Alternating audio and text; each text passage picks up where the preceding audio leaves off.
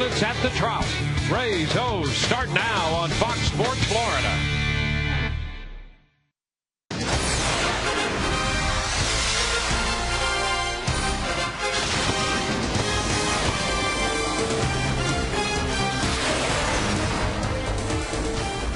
Welcome to Tropicana Field in St. Petersburg for the Rays.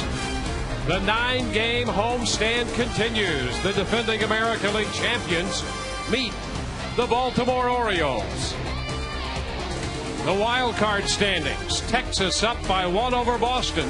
The Rays very much in it, running 4 games back of the wild card leading Texas Rangers. Hi again, everybody, and welcome to an evening of Rays baseball with Kevin Kennedy. I'm Dwayne Stats. Great to have you looking in. Todd Callis with us throughout the evening as well. Well, we know all about the Rays, where they're trying to go, what they look like.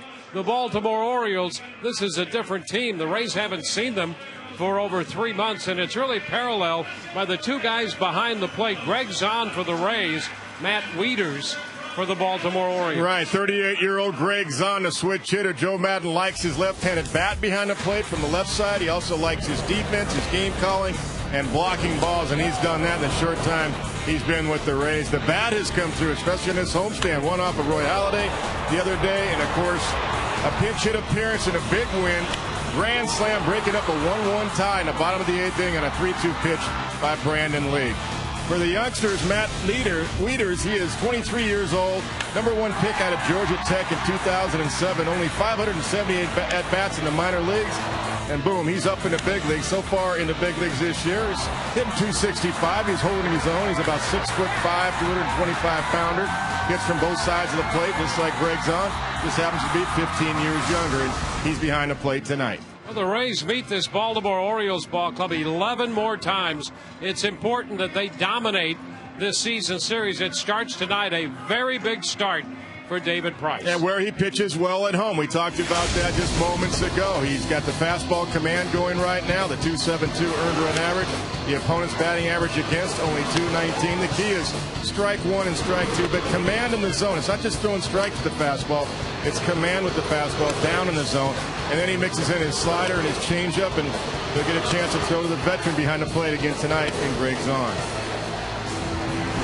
So the pitching matchup tonight, as we mentioned, it will be David Price for the Rays, 5-5 on the year, very good here, and a rookie, Jason Birkin, 2-10 on the season with a 6.63 earned run average pitching for the Orioles. 45 games remain. This game 1 of this very important series for the Rays against Baltimore. We'll have the first pitch coming up in just a few moments.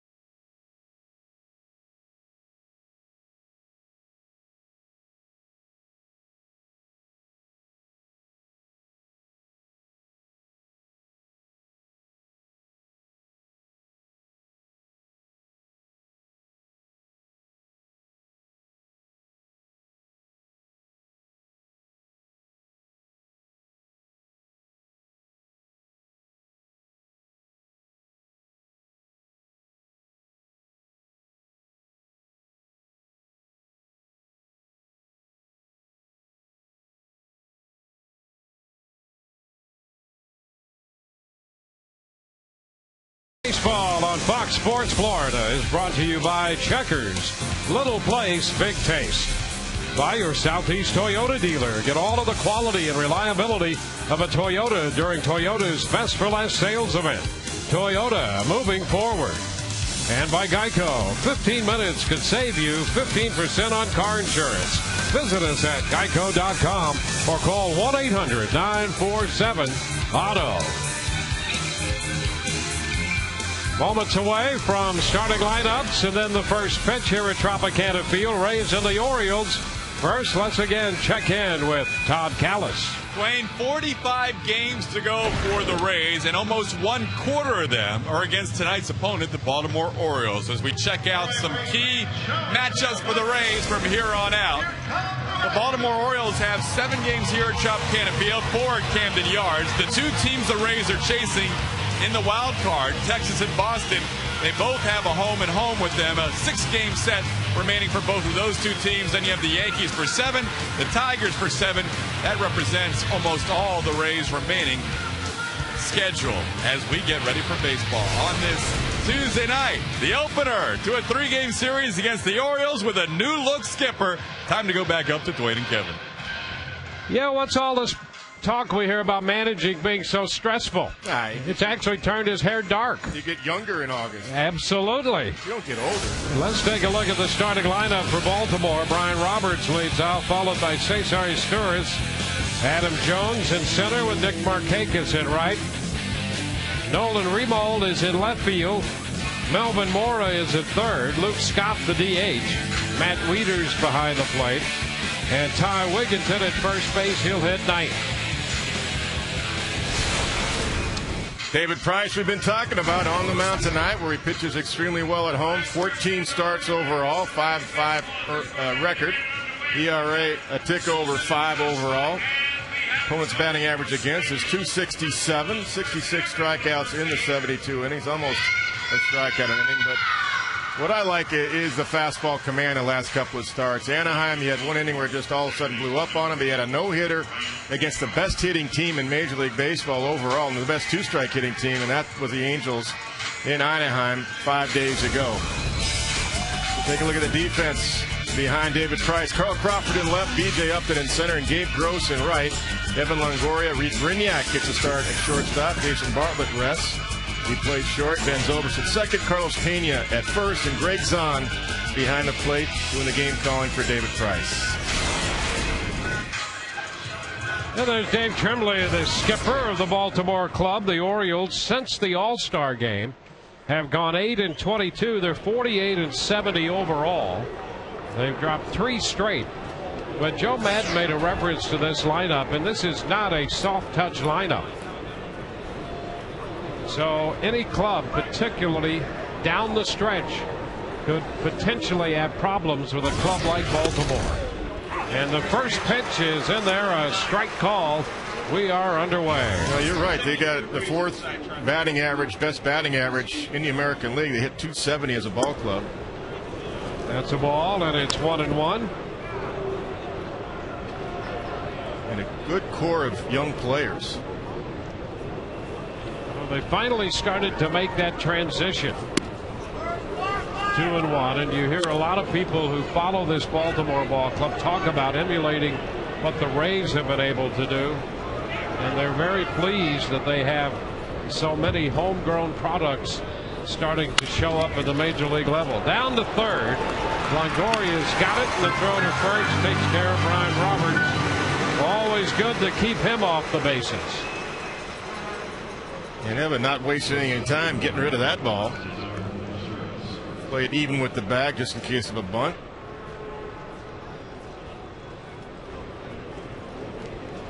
One away, and here's Cesar Izturis. A couple of switch hitters here at the top of the Orioles lineup, Roberts and Izturis.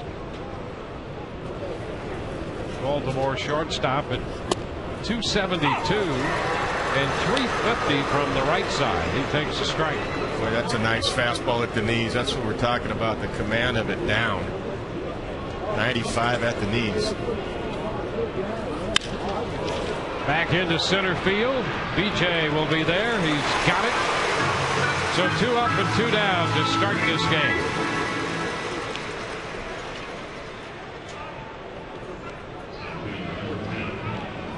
Price, as you know, started his career in the crucible of the Major League pennant race last year. Yes, down the did. stretch and in the postseason. And here he is again. Made his Major League starting debut against the Orioles last year. That came on the 22nd of September. And just outstanding work out of the bullpen. Pitch is high to Adam Jones, 1-0. And it's different for David now because he's got to get a few times around the lineup, hopefully. Coming out of the bullpen, it's pretty much 2 pitches, fastball, slider. This one is popped foul and will carry out a play. So the count is a ball and a strike.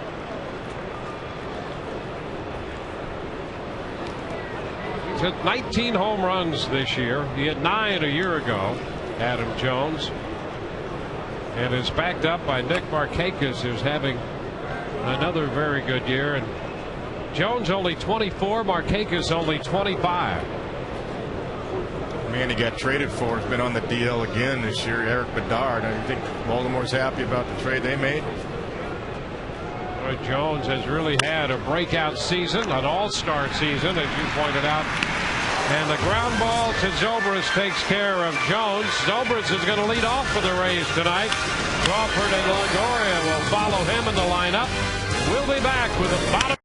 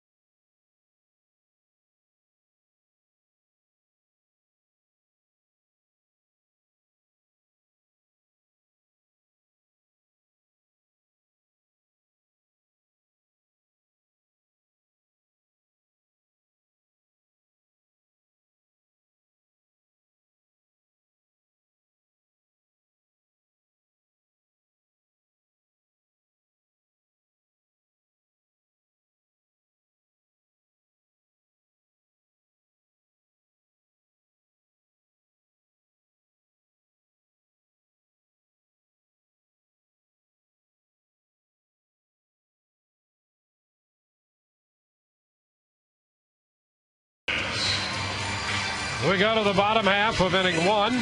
Rays coming in to hit. Tomorrow night, an even more affordable night, as you saw right there. Starting lineup for the Rays for the second time this season. Ben Zobrist leads off. Carl Crawford and then Evan Longoria. Carlos Pena, Pat Burrell, and Greg Zahn in the middle of the lineup. Gabe Gross, B.J. Upton, and Reed Brignac at shortstop hits ninth. Right-hander Jason Birkin on the mound for the Orioles comes in at 2-10 with a 6.63 earned run average in 15 starts. The league hitting .314 against him. Well, here's Zobrist stepping in from the left side, and he takes the first pitch outside. 1 ball, no strikes. Zobrist with an on-base percentage of .400. That's 5th best in the American League. Pitch is down. So as he hits leadoff, he has hit in 6 different spots in the Rays lineup this year. And he's quickly ahead in the count, 3-0. The only guy on the team who's hit in more spots in the lineup is Willie Ibar. He's actually hit in 7 different spots. Well, he's played about 6 different positions. You might as well hit in 6 different spots. Absolutely. And he said with Todd in the pregame show that he wants to work the count a little bit can't swing at the first pitch, and he hasn't done that. And he pops this one up third base side, more near the stands. Now he comes back and makes the catch on the foul pop. So that retires Zobrist. We're proud to bring you this game tonight in high definition. What that really means is if we have a shot from center field and you can see the crowd, you can pick out your friends who are here. Here's Carl Crawford. He takes the pitches. How about Carl? He amazes me when they say, well, what do you think about Joe Madden? He goes, I told him he looks like a professional bowler. How great is that? The pitch outside. It's 1-1. Joe Madden right there. I mean, you can see it underneath his cap. That's Joe Madden, folks. Not a new manager. That's Joe. No stress in August. It's a stress-free world for Joe Madden. His hair has actually turned from white to black. He's so relaxed. What, me worry? And he says it's going to stay that way until the World Series. All the way through the series. 2-1. 2 balls, 2 strikes. Crawford misses that one. It matches his glasses nicely, doesn't it? It does. Yeah. Brian Anderson thought they were now camouflaged in that look, but I think it all matches. Ground ball towards short, backhand, long throw, no chance, base hit for Crawford. Carl Crawford picks up an infield hit. Great effort by Asturias, but no chance to get Crawford with his speed. Yeah, he was playing too far up the middle to get Carl Crawford. Had to go 5 or 6 steps to his right, backhand. And once he got in the air, twisting to pick that throw, there was no chance. Carl smelling base hit all the way. Makes it easily. Well, Baseball America says he's the fastest guy going and the most exciting. And it's hard to disagree with that. Yeah, I like that. I'd agree with that. 54 stolen bases. Here's Evan Longoria now.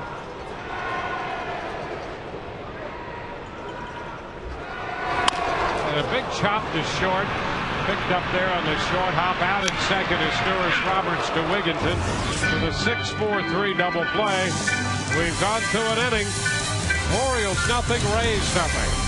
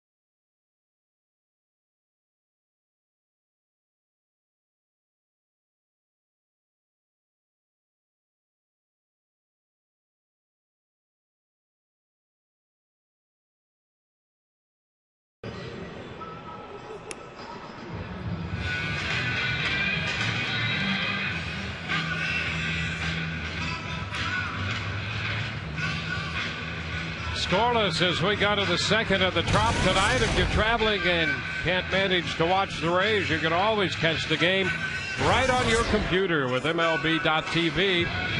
Great baseball experience. Gives you 100 out-of-market games per week live right on your computer.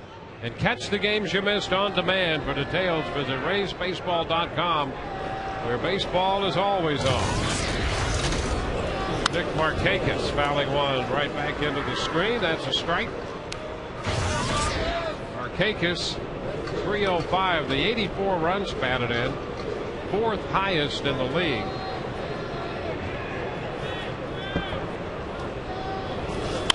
Ground ball headed toward the middle. That's going to go through into center.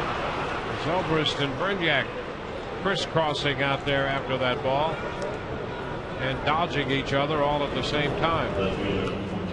So Markakis is aboard.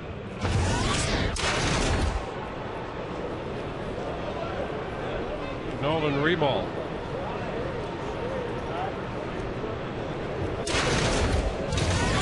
Young man playing left field. He has some pop in his bat. That's a strike. Made his major league debut in the middle of May, on the 14th of May. And less than a week later, he did something that no one ever in baseball has done. He became the first player to hit his first career home run off Mariano Rivera. Break him in right. Fouls it out of play up the right side, 0-2. He was a number 2 pick in 2005 for the Orioles. One of the young guys, the core of guys that we're talking about.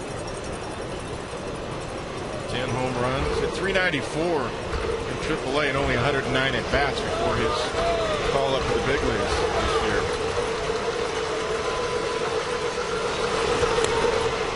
Takes it down.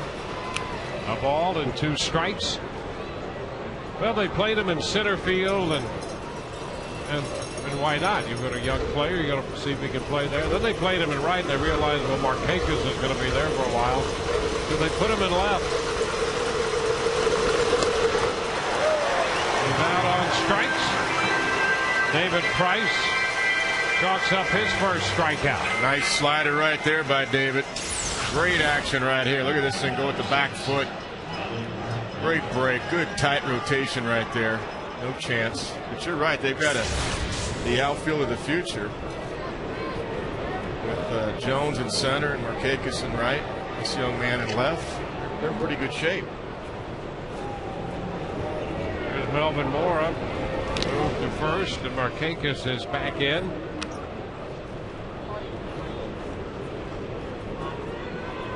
So far, the Rays have won 3 and lost 4 in the season series to the Orioles. They're 1-1, splitting a 2-game set here earlier this year. 1-0, the count to Morrow.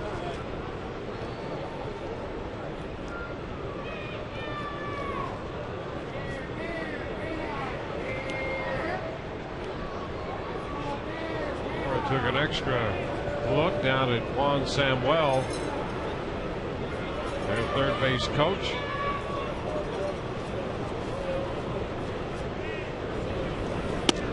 That's a strike on the outside edge.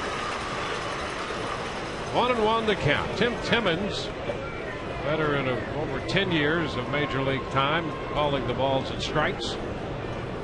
Spent some time at Ohio State.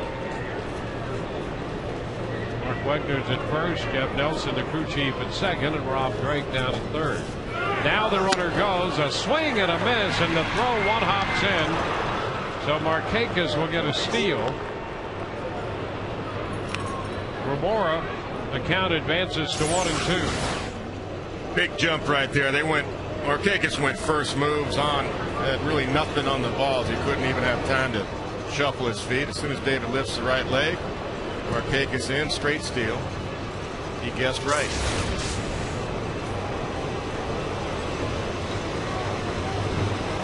So the Orioles are now 62 out of 92 stealing bases this year. They're 10th in the league in that department. Up and away with a fastball. 2-2. Also another part of the game David's going to have to continue to work on is to really have a more efficient move and giving different looks to runners at first base, not just true base stealers. You can't forget about the guys like Markakis. There's not a big-time base stealer overall.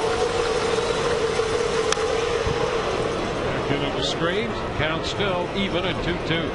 That was only Nick's 4th stolen base of the year. Been caught twice, so he just guessed right. That's put on by Dave Tremblay to his third base coach, and that's a sign that you give. Sometimes the guys will be on their own, but sometimes you just pick a spot and say, hey, go first move on this pitch. Yeah, their big base stealing threat in this lineup is Roberts, their leadoff man. Oh, he just missed a little bit wide. Fastball off the plate takes the count to 3-2. That was pretty close.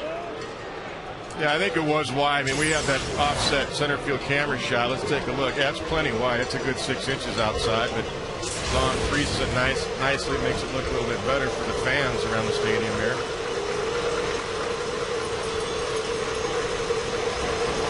Here we go, 3-2. He got him. Cut and a miss. Strikes him out on the fastball. 2 outs. That's gas right there, 94 and down. Look at this, in the inside corner. That's a great pitch. About thigh high.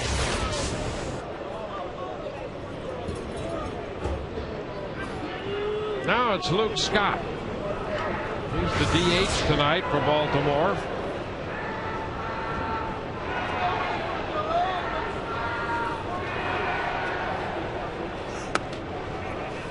It's outside. Scott is hitting overall .269, but he's hitting .284 against left-handed pitching. And 8 of his 20 home runs have come against lefties.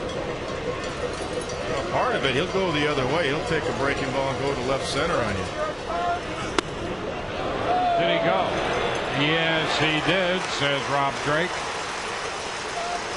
Yeah, when it's 96, you got to cheat a little bit, and he tried to let it fly, and he definitely went on that one.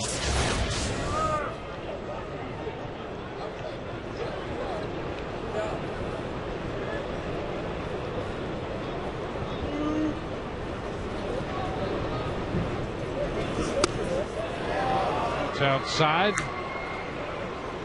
He's sliding away, and it's 2-1.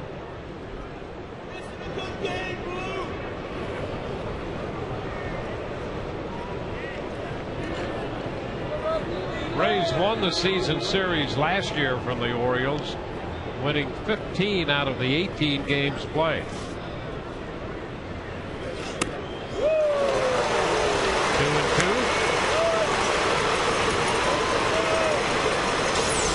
That ball has some sink to it. Fastball, little tailing action sinking in. Good pitch, 91 miles an hour. Yeah, that'll win you the division, won't it? You play that kind of. That's right. Those kind of numbers against in your own division.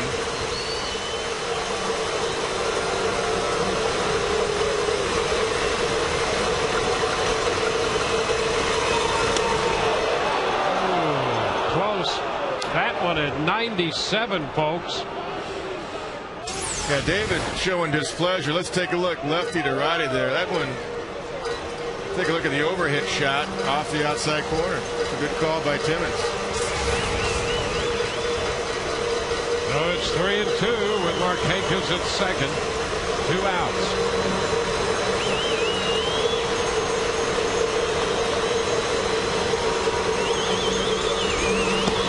And ball 4, he walked him. You know, the Rays, talking about their season series last year with the Orioles going 15-3. Well, the Orioles have already won 3 games against the Rays this year. I mean, they've bettered, or they've equaled it, and the Rays should be thinking in terms of duplicating that. I mean, if you're gonna get to the postseason, those are the dramatic things that you have to do, and so it's not impossible. And I really believe the Rays should be thinking in terms absolutely, you have to think that running way. the table in the season series against them. No, absolutely. They put themselves in a situation 4 games out of the wild card in the division, looking very tough right now. Double figures back in the division, 10.5 games out coming into tonight's game. But the playoff situation is very doable. But you have to start sweeping some series against the teams that are down. Fastball by Matt Wieters, and the count is 0-2.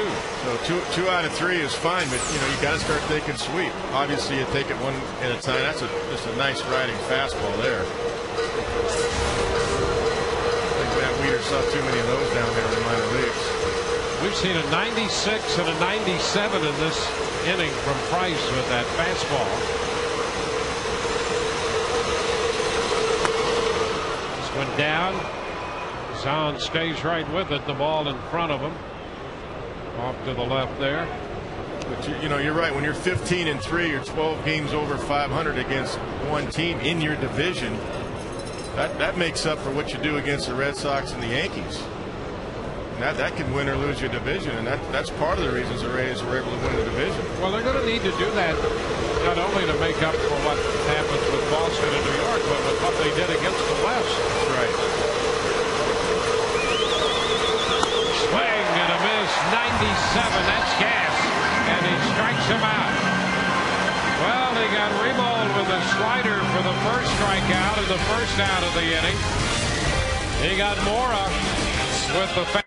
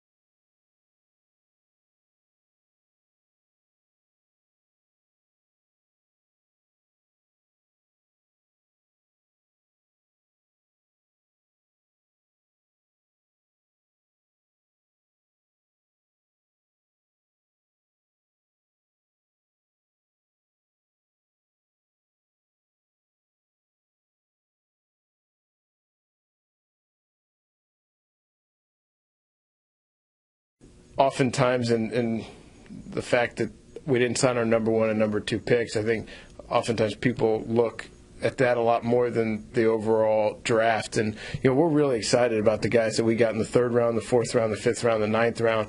All 4 of those guys we paid up, like supplemental type players or 2nd round players, because that's how we had them evaluated. We thought they were, in the top 60 to 70 players in the country. Andrew also said that he fully expects next year to have 2 first-round picks and 2 second-round picks signed. And he said that those guys, combined with this year's draft, he fully expects to be a foundation of good things to come. So even though the Rays didn't get the first 2 drafts signed, he's real excited about the guys that are under signature now and guys that he can draft next season. Wade, back to you. All right, Todd, thank you. Here's Carlos Pena taking a pitch outside. I'll tell you, the one who intrigues me is Luke Bailey, the catcher, because he had that Tommy John surgery in the spring, but entering his senior year, number 1, he's only 18 years old, but going into his senior year, he was the number 7 high school prospect in the country. And then he had the Tommy John surgery, and he's a catcher. And that's one thing, as we all know, and you have a keen appreciation for this, Kevin, how difficult it is to find good catching now. And if you can develop that yourself, and so especially at that age, yeah. especially getting the organization as a young guy, 18 years old. I'm really intrigued by him to watch his development.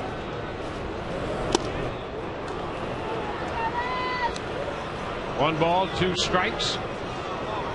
It's a good catcher's name, Lucas Bailey. Mm-hmm. Yep. It's a big league name right there. Yeah. You got to have that too. Yeah.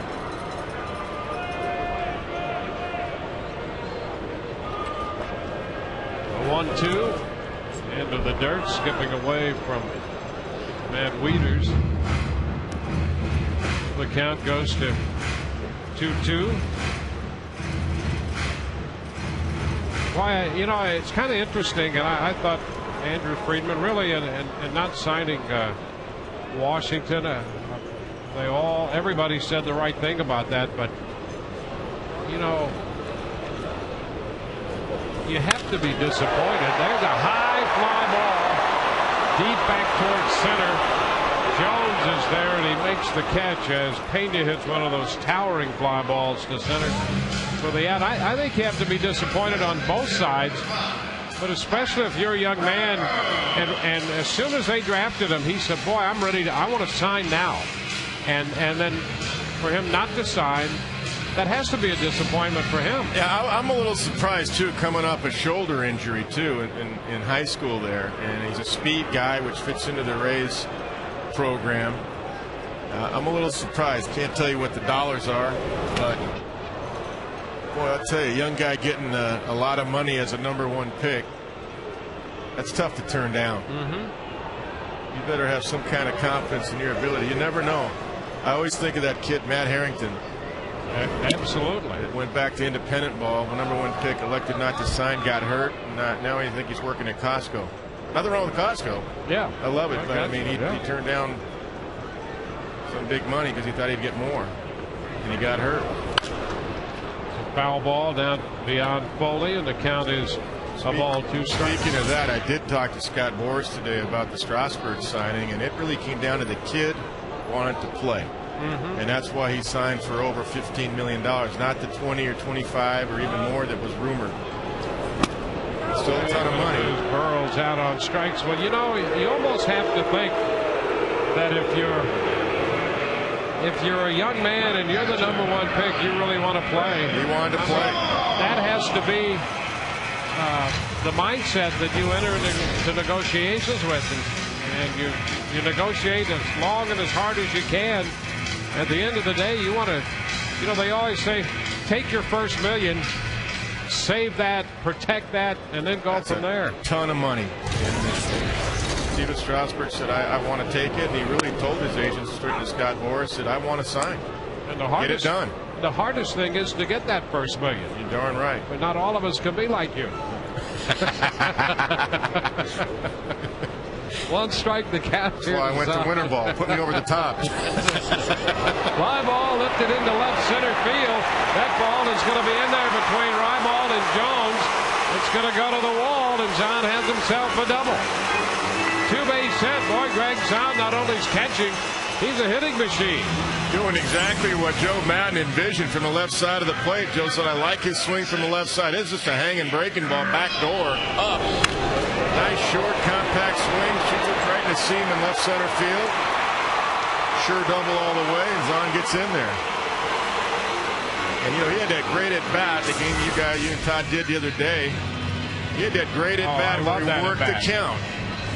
And he worked the count full and hit that grand slam. Nice contact short swing off of Brandon League of the Blue Jays. That was a huge win. And, you know, here's Gabe Gross. He pinch hit just before him, and he had a great at-bat defending against that pitch and carried it out, I think, 10 pitches. So there were 2 really solid at-bats against League by Gross and then by Zahn. And, boy, it was textbook by both those guys, and it just ended in that grand slam of the at-bat there for Zahn. Gross starts to go, and he did go on the appeal, says Drake. That puts Gabe down in the count, 0-2. The side shot, that's what Rob Drake saw. I had to believe he did, just break it. Broke the wrist right there, Barrel. Came out in front, tried to hold it up, pull it back, couldn't do it. I think that's a good call.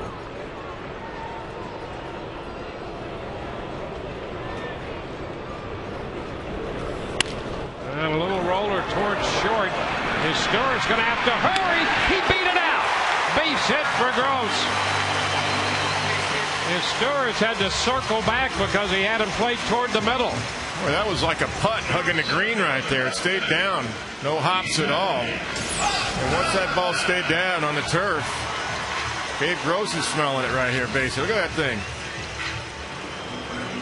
Turris does everything he could. Just good hustle, good speed by Gross getting down the line. Yeah, I mean, Turris is a very good shortstop, and Gross hustled his way into that base hit. And he's thinking knocking it down, so you're playing deep with 2 outs up the middle and around the infield.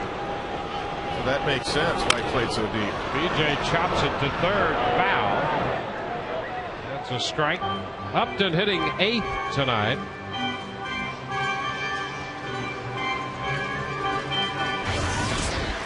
Two men on, first and third here with 2 outs. BJ, to me, could be a real key here the last 6 weeks, too. He's sitting at 236, kind of hovering around. He's been out of the 1 spot now for a little while, and I think he's a real key down the lineup here. She's too good an athlete to be at 236. She's too much talent for me, from what I've seen, for that. He could drive in some huge runs here.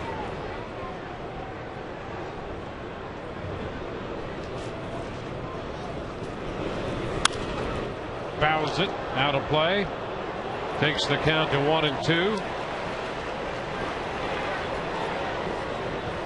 You know, you're talking about a quarter of the season left or more. That's a lot of baseball, and his season isn't over, is what I'm saying. Okay, his first quarter got out to a tough start because of the shoulder. In the middle, he was doing pretty good, and he's been slumping a little bit. In the last quarter, he can really pick it up and finish strong and really help the Rays here. There's a chopper down to short. The Stars can't make the play. The run's going to score. Zahn crosses the plate. Upton chopped it by the mound, and Asturias had to try to make a quick play. That's going to be a base hit. And the Rays get the first run of the night. Well, even that, the speed and putting it in play with 2 strikes, it's huge. Minimizing those strikeouts, putting it in play right here. That's just hands. Flipping the hands out here, gets it over the pitcher's head. His Turris, it's off the end of the glove, and he rushed it because of BJ's speed. The ball stayed down on him. You take that.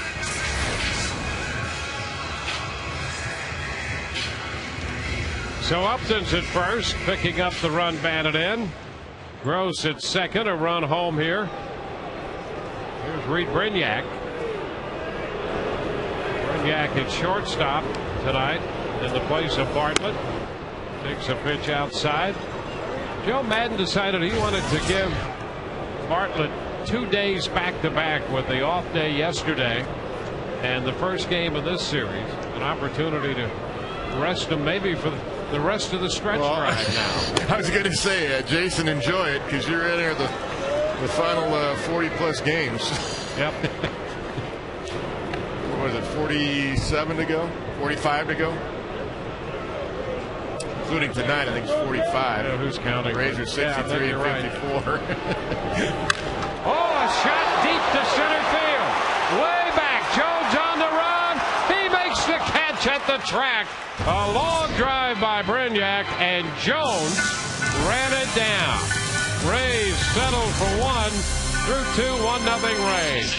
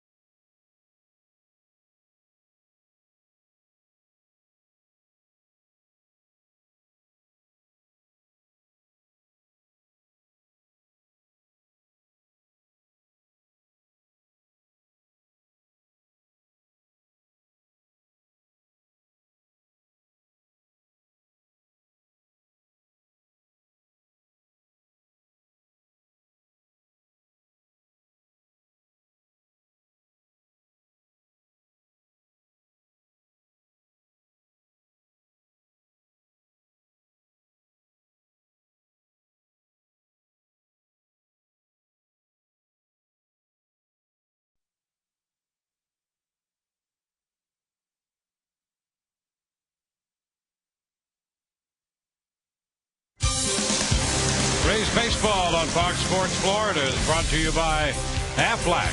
We've got you under our wing. And Amscott, you're okay with us. Tropicana Field, first game of the series against Baltimore tonight. Rays with a run in the bottom of the second. We go to the third. Ty Wigginton leads it off. He's playing first base and hitting ninth. And the pitch is a strike. Roberts next, and then Astures with David Price on the hill. 1-1.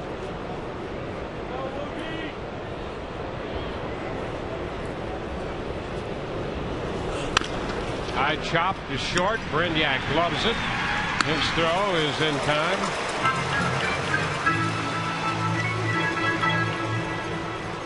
You know, Brignac in there at shortstop, and he's had kind of an interesting development with the Rays. And his development has come in spurts, offensively and defensively, and offensively and defensively. And we referenced Baseball America earlier. They picked him as the best defensive shortstop in the International League. We saw that when he was up earlier when Jason Bartlett got hurt in Florida and was out for a few weeks. Brignac played very well defensively. And Roberts takes a strike. Batting right-handed here against Price.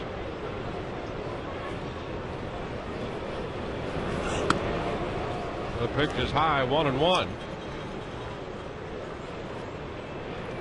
Red Sox have taken an early lead in Toronto. That's a 4-1 game. Bottom of the second. That pitch outside, 2-1.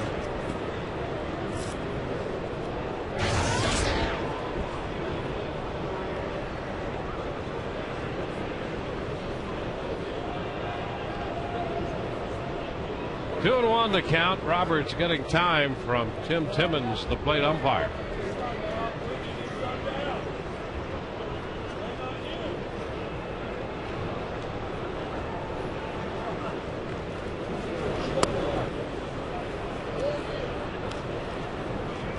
Three balls and a strike.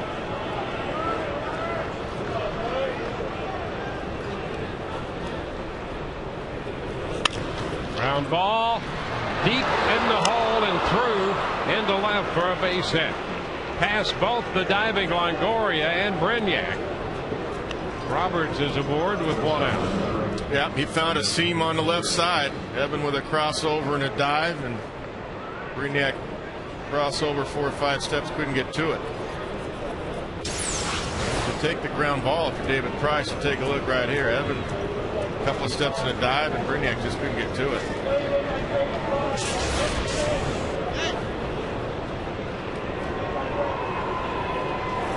Cesar Astures. He went out with a fly ball to center his first time. I don't think if Brignac got to it with Robert's speed, he would have got him anyway. The only chance was Longoria to knock it down or make a play on it. Outside.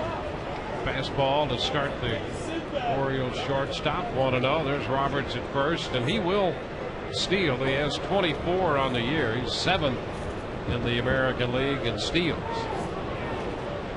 This is where David's going to have to vary it. Throw over there once in a while, go quicker, quick step off there.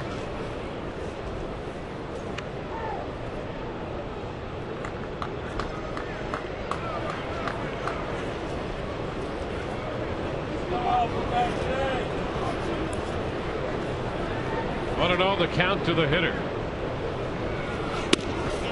And again outside. 2-0. Well, your attention is definitely divided when you have a potential base stealer aboard at first. Price falling behind Astures. Yeah, the only thing that stops that is strike one and strike two, because then you can pitch out. Now it's 2-0. You can't pitch out. And ball 3. So he falls behind 3-0. This is actually a great count to run on right here, because David's got to concentrate on throwing a strike with Adam Jones on deck. And there is a strike. 3-1.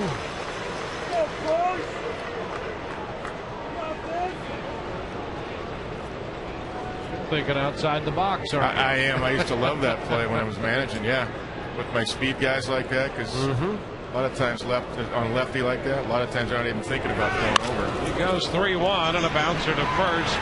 Pena's going to make the play unassisted, and Roberts safely advances to second. He's there with 2 gone. Can't get that manager out of me. Yeah, hey, nothing wrong with that. Hey, we're all managers. So you know well, that. that's right. All 30 teams, especially the 2 teams tonight. Dave Tremblay, you see this club turned out to be younger and younger all the time. I'm a really good manager on radio. Yeah. Get all 30 teams. I don't, I don't see them. I just. Well, there are a lot of those guys too. Oh, kidding. Here's Adam Jones, and that's a strike. That's a good fastball. Adam couldn't pull the trigger on it. Well, he was mid-90s there, 95, and we've seen him as high as 96 and 97 tonight. That last fastball to end the second to Wieters, 97 and up.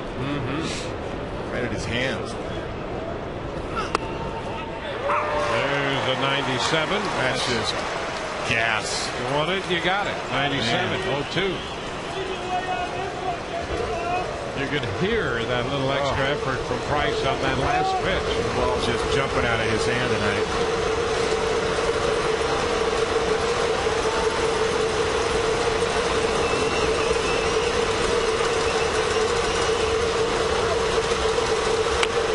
Just a tap to stay alive, and boy, exactly that. 2 strikes the count to Jones. That was some kind of catch he made on Brignac's ball too. That was tremendous jump in range that he has. He's a true 5-tooler, true 5-tool player. Took a 2-run double away at least from Reed Brignac.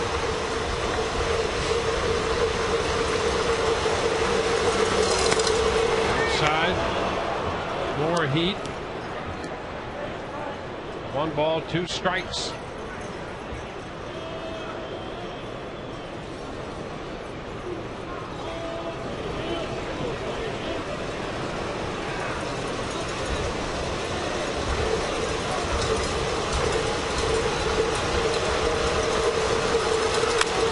And a little looper into short right.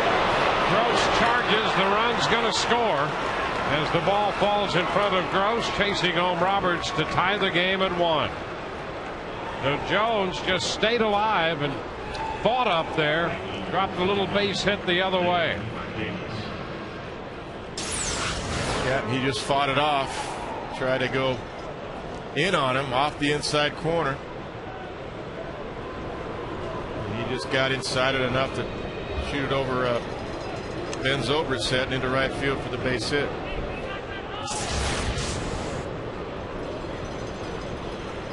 So Jones at first. It's Nick Markakis. Boy, good stuff right there. Strike 1. And Markakis was looking for it. He was looking for a fastball to turn on. And catch up with it.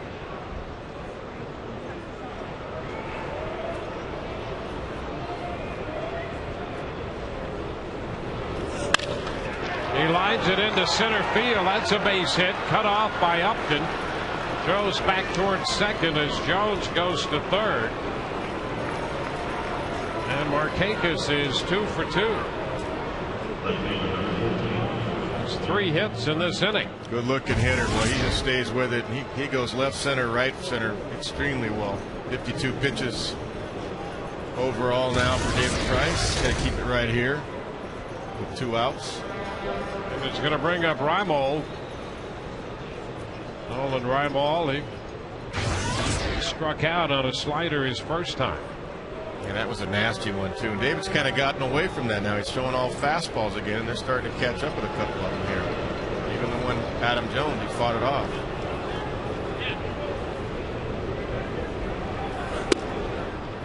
That's a strike on the outer part of the plate.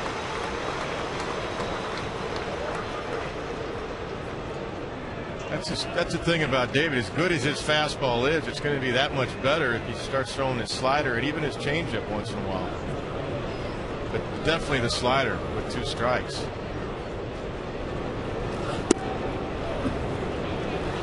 1-1.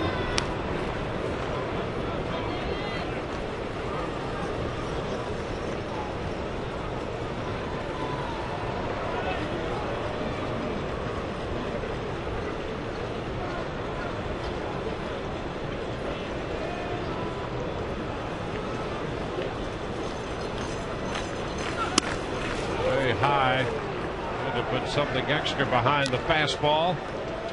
2-1.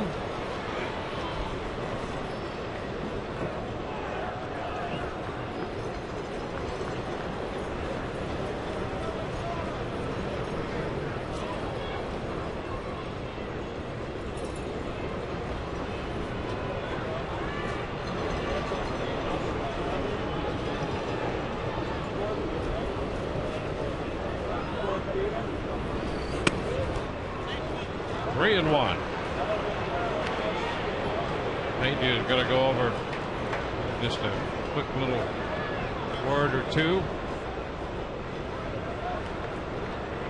Rays with a run in the second, and Baltimore on that little flare to right off the bat of Jones scored Roberts, and then Markakis hit a solid line drive to center, setting up a first and third. 3-1 here to Reimel.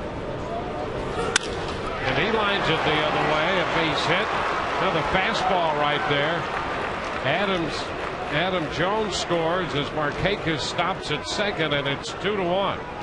Yeah, for me, too many fastballs in a row again. This is what happened against the Angels.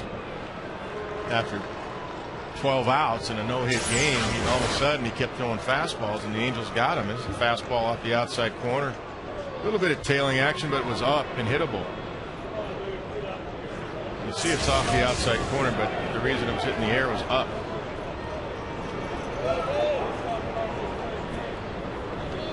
Now it's Melvin Mora. It's a strike on the outside part of the plate. You get in patterns, big league hitters will kill you, no matter who you are.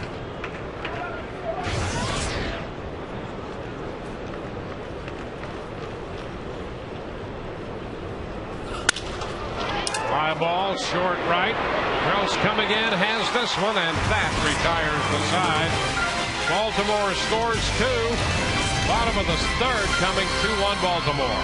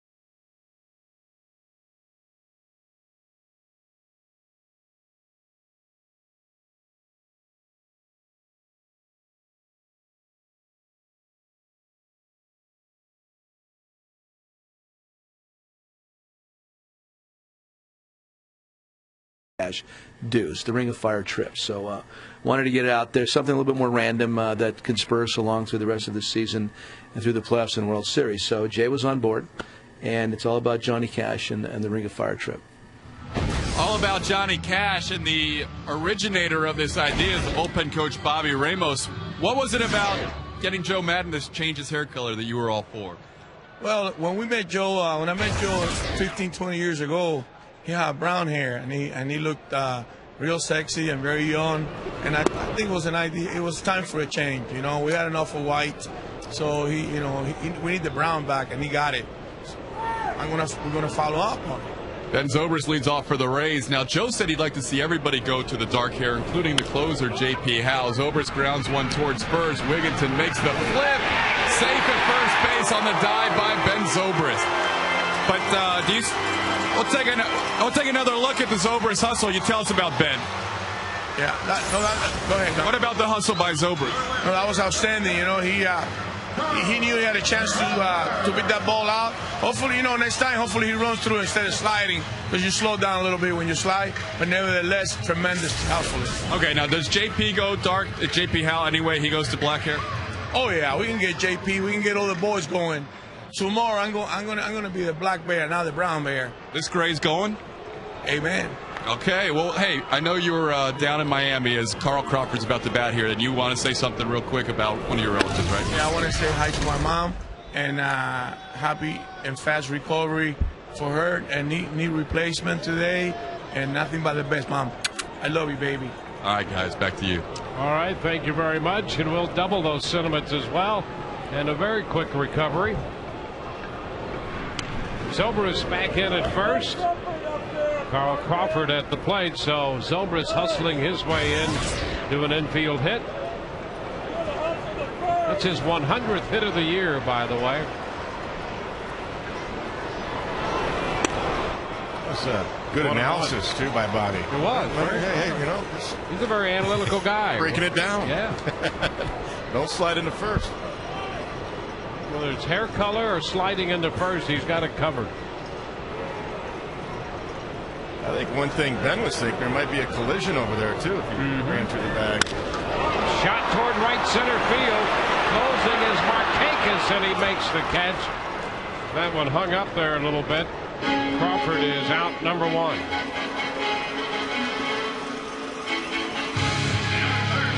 Rays facing Jason Birkin, young right-hander. He had Tommy John surgery in 2004. And then helped pitch Clemson to the College World Series in 2006. Yeah, he's only 25 years old.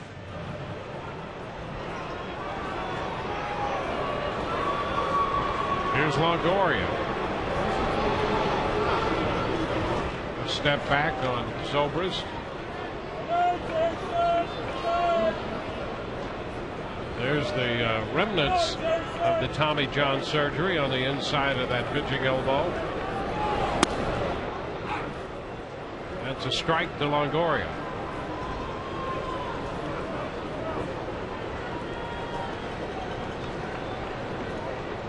It's turned out to be an amazing procedure from when you think where Tommy John actually was at the first one.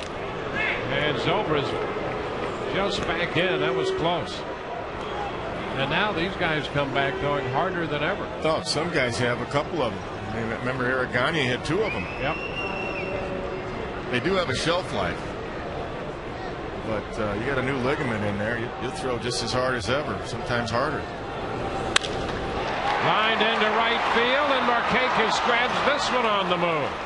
He made a couple of nice plays. We've seen some good work in the Baltimore outfield tonight. Boy, we really have. Well, they've got a good outfield overall. These three guys out there with Reimold and Adam Jones and Nick Markakis could be out there for a long time together. Adam running down that Reed Brignac ball last inning. Markakis running down two balls, one to his right and that one to his left. Glad to see Sunflower Steeds are still part of the game. That was my preferred choice of Chew, since I didn't chew. And you're better off for it. Here is Carlos Pena.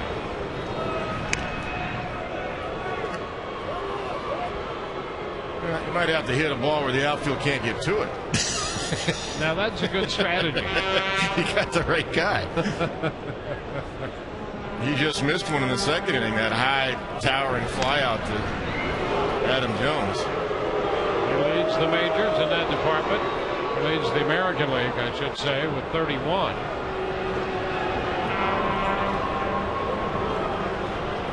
And he's 10th now in runs batted in the league, Carlos is. So he leads the league in home runs, and he's 10th in runs batted in.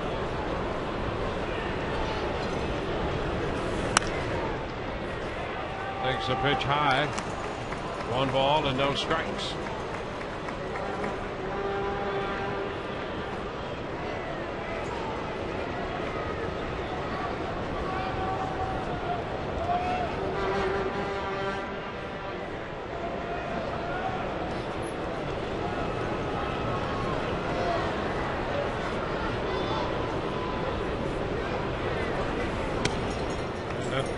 Pitch is in. 2-0. Roberts over in the hole on the right side, and Asturias is toward the middle, but still on the shortstop side of second. It's a heavy pull defense, but not necessarily that big shift that we see a lot. And it's popped up left side. Melvin Mora toward the line. That's fair, and he makes the catch. And the Rays leave a man at first. We go into the 4th. 2-1 Baltimore.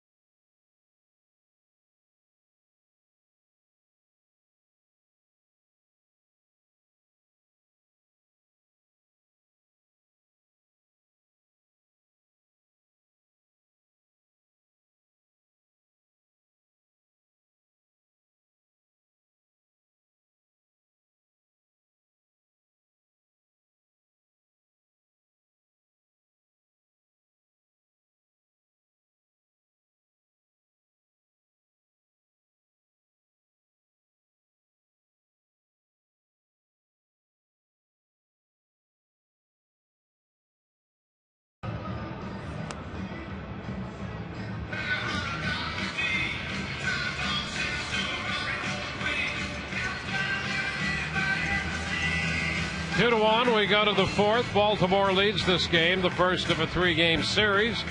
And it's time for the Aflac trivia question. Aflac, we've got you under our wing.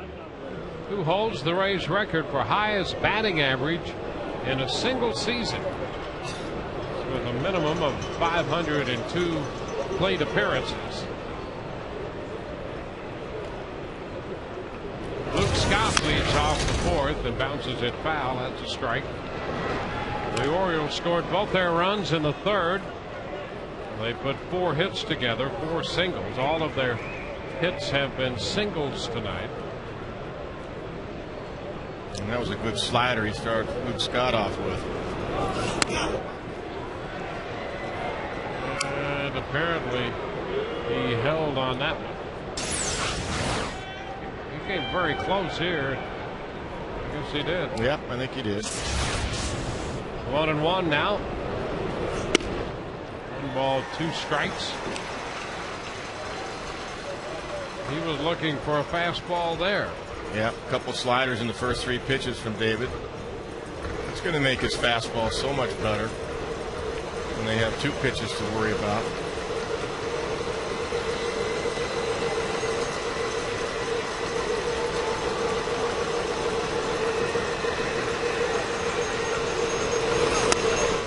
upstairs. So it's a 2-2 count.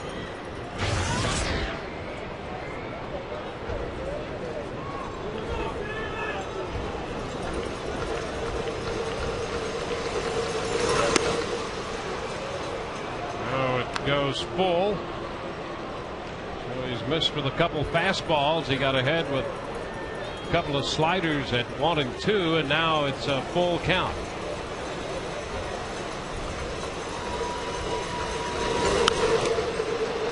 A foul back. Luke Scott went 3-2 in the second inning and walked. He's 3-2 here in the fourth, leading off.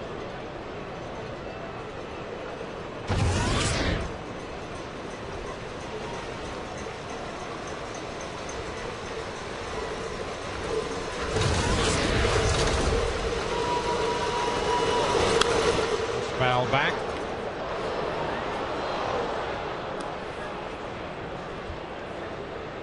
He's just protecting himself, isn't he? Yep. Staying alive. And that's what Adam Jones was doing when he looped that base hit the other way.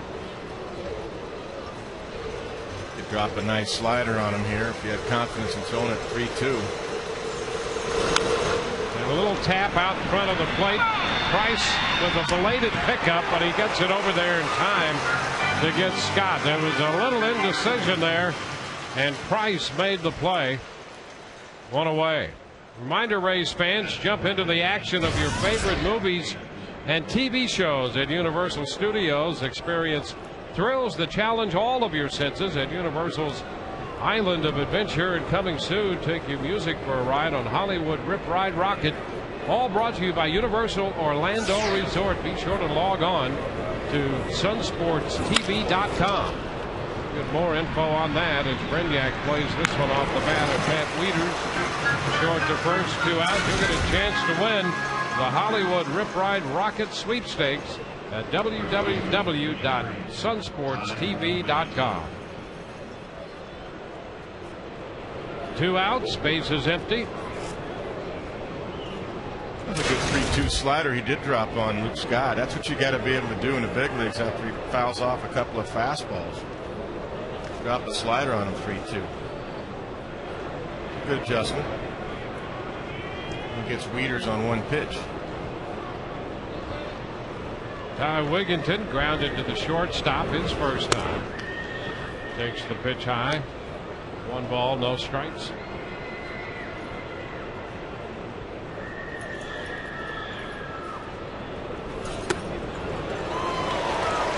One and one.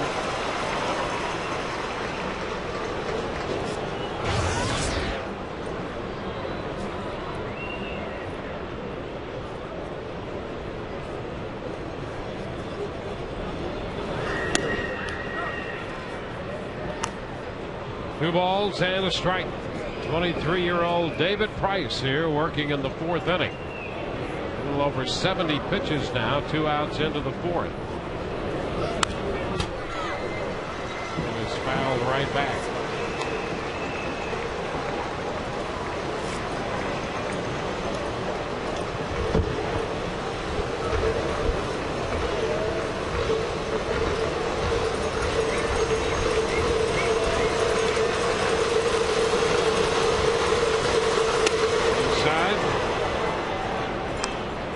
So full count.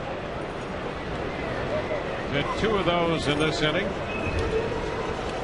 He had 3 3-ball counts in the 3rd. And a liner base hit. So Wigginton hits a 3-2 fastball on a line into center field.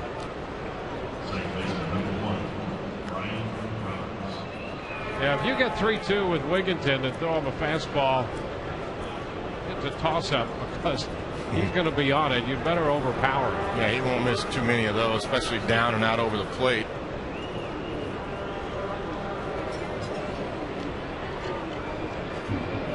Austin with a 6-2 lead in their game.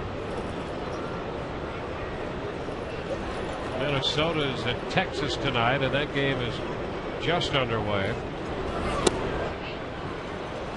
Ryan Roberts takes a pitch too low. low on Brian. Pretty good pitch right there.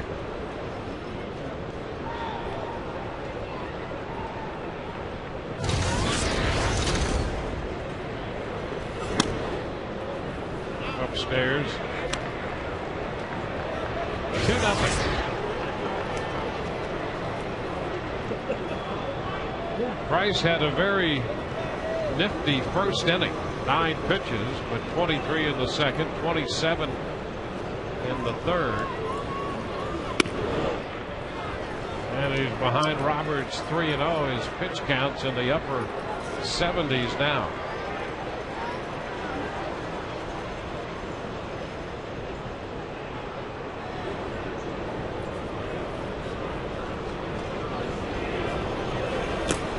And ball 4, he gives up his second walk.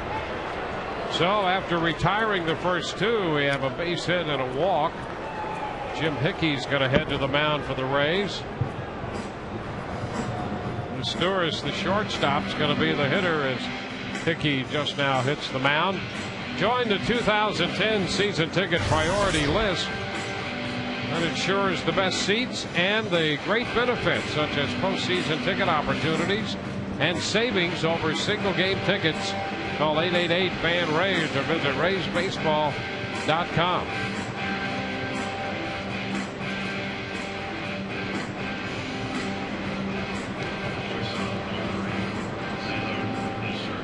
Cesar Esteuras, who is 0 for 2 for the night up here.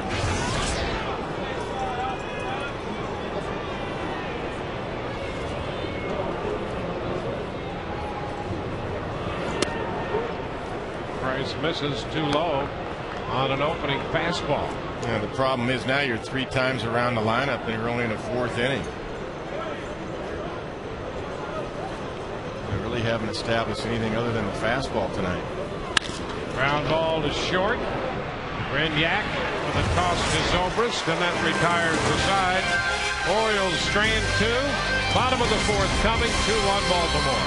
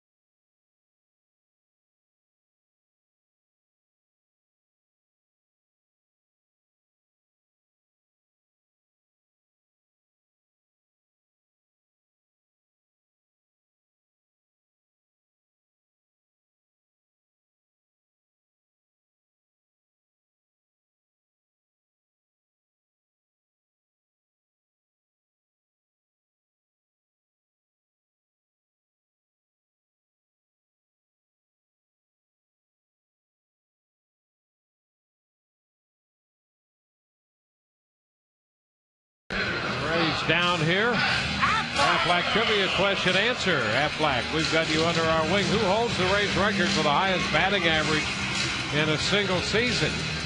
Aflac. Well, the answer to that is Carl Crawford with a .315 in 2005. Right now, Jason Bartlett is hitting .342.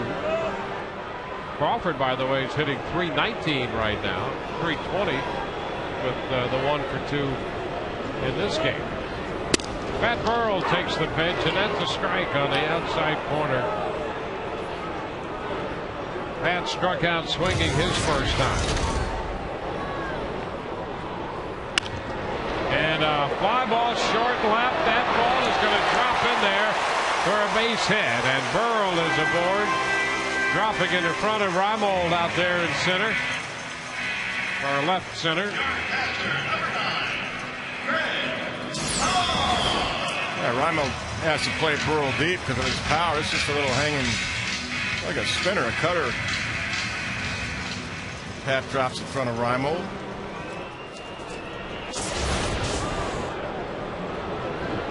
Now it's Greg Zahn, who doubled and scored in the second inning.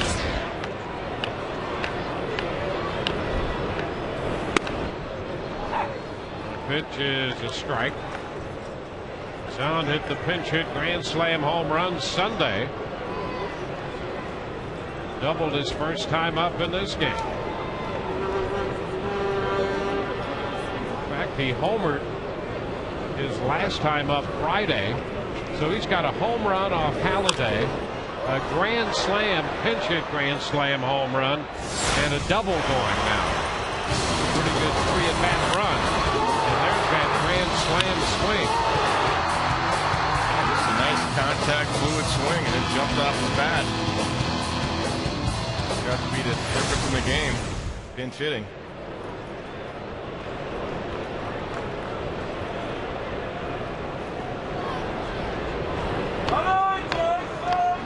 Hitting .259 right now.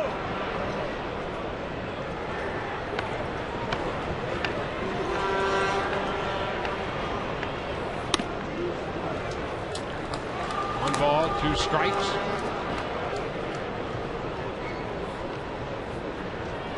Braves scored their run in the second. Baltimore scored 2 in the third.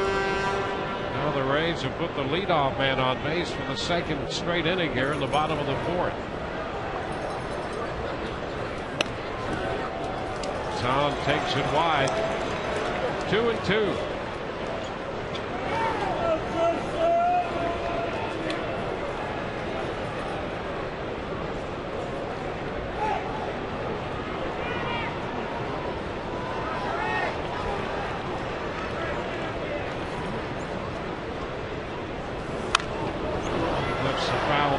Going to carry out a play.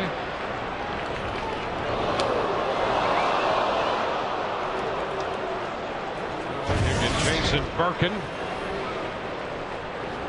out of Clemson. He was born in Green Bay. In fact, he was a pretty good high school football player.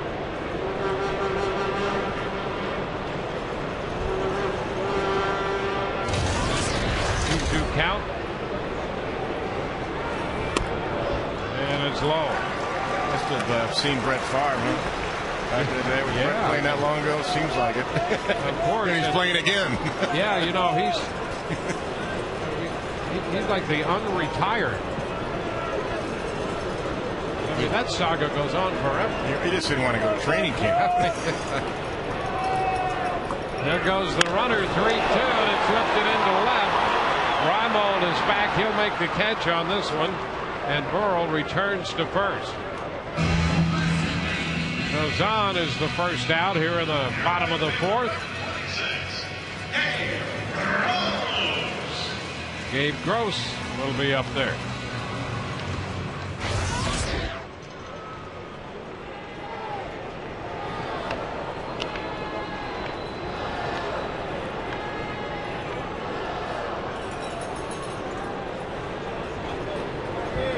Single, beat out the infield hit his first time.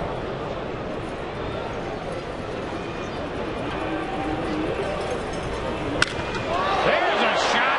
Boy, did he get hold of that one. See ya. Home run. That's gone. Gabe Gross tees off. It's his 6th home run of the year, and the Rays take a 3-2 lead.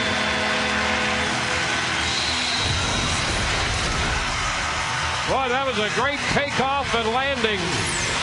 The takeoff off the bat and the landing in right center field in the stand. Oh, the ball just jumped. The sound all the way up here was just a sweet spot of the wood. Tailing action.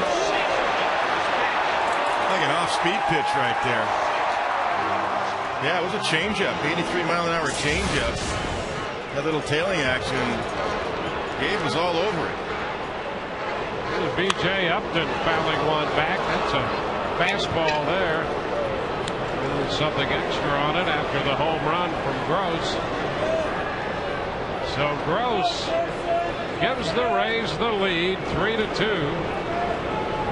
with his 6th home run of the season. B.J. up the right side. That ball's going to be a fair ball.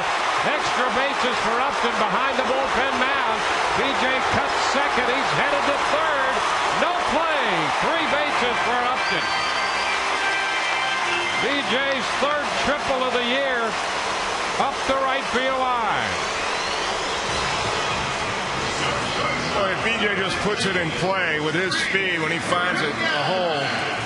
In this case, just inside the line, down the right field line. That's a fastball. He's got inside it and drops it right inside the line, and he's thinking 3 right away.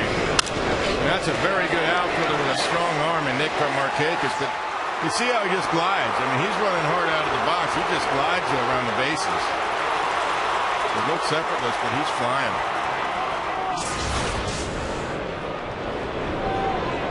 Here's Reed Brenyak. Infield is in, and he takes the pitch for a strike.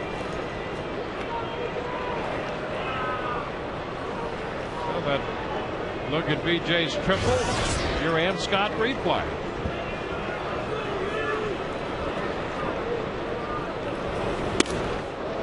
Good cut and a miss by Brenyak. The count is 0-2. That's a young hitter's swing right there in a situation where too big a swing. You just want to make contact. Too long a swing right there, infield in. High. 1-2. He got all excited when Gross hit a home run and Upton hit a triple. Well, infield in, just make contact. He hit a bomb for a deep fly out. I mean, he hit it well. It should have been, it could have been a double, maybe a triple, but he just needs to put it in play now, in the air, preferably. 2 balls, 2 strikes. The thing that they've worked on with him is that uppercut swing is leveling it out, staying through the ball. And he did put a charge in it in the 2nd inning. 2-2, and he's out on strikes. A foul tip strikeout. So he's out of there. That's exactly what Birkin was looking for. 2 outs with Upton still at third. The infield will drop back now. Yeah, a little breaking ball right there. Just an uppercut swing, not really a contact swing, and Reed strikes out.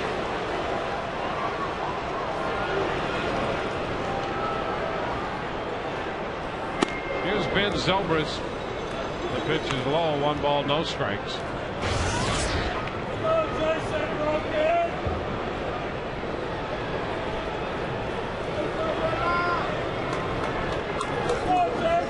One ball, no strikes. Drops over for a strike. What's ironic too, Bartlett's sitting because he's 3rd highest career batting average of active players against the Orioles lifetime, 353, let alone what he's doing this year against everybody. There is that. Pitch is low. No, and you have had a couple of days off. I mean, Monday and what was it, last Thursday? Joe has a method to his madness.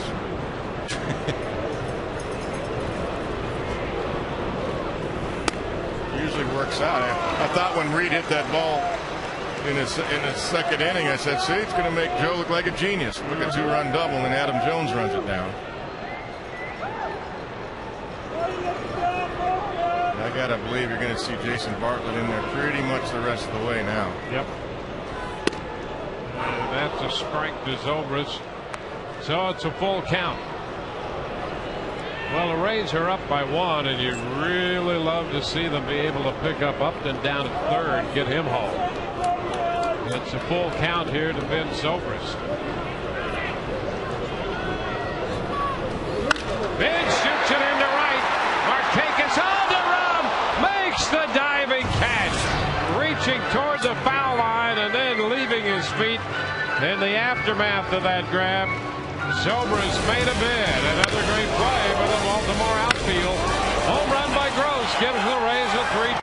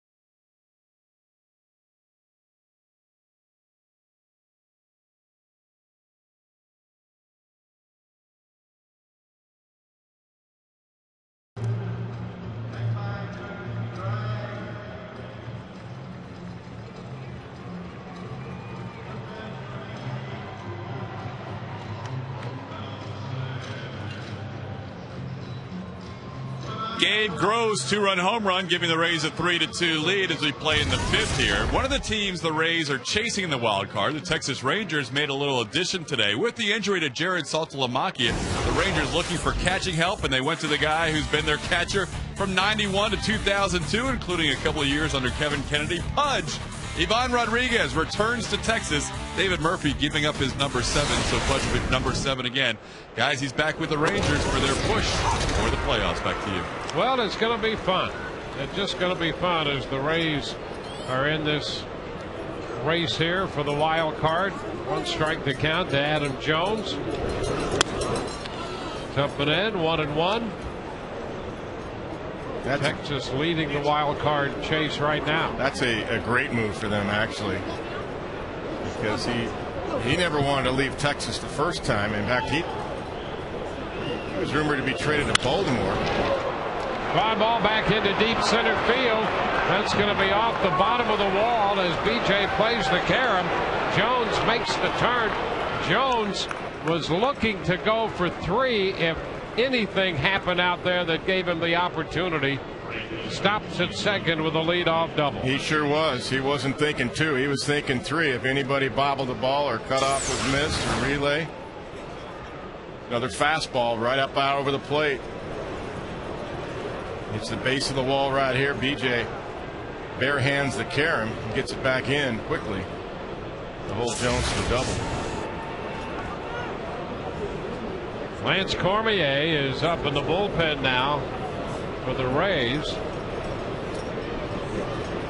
Price at 83 pitches here, 1 hitter into the 5th, and now he faces Nick Markakis, and that's a strike. Markakis is 2 for 2 tonight. Here's a guy you really got to pinch in the gaps because he is Mr. Double. Left center, right center. He's extended his hitting streak to 11. He fouls it out of play. Now they get 2. Coors Light freeze cam here, and we'll take a look at him defensively on the catch he made on that ball hit by Zobrist. Look at that this. lane out. That's tough. Being a left-handed fielder, cross over with your glove side and make that play. Cross-brewed Coors Light freeze cam right there. 0-2 the count. Markakis takes a high fastball, and it's 1-2. The Rays and the Orioles at it tonight, top half of the 5th.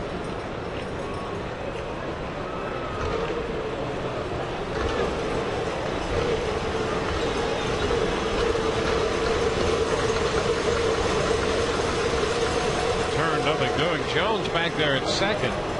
Jones had an 0 for 12 going before he looped that single into right to drive in their first run. He hit the ball very well here in the fifth over Upton's head to center. 1-2. Blown away. 2 balls, 2 strikes. And as these pitches mount up, you'd hope that Price might get through 5, but if he's not careful, he's not going to get through 5.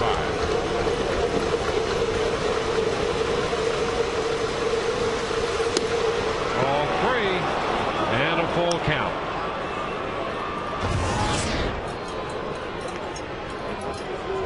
Markakis hit the ball very hard when he singled back in the third. Now 3-2.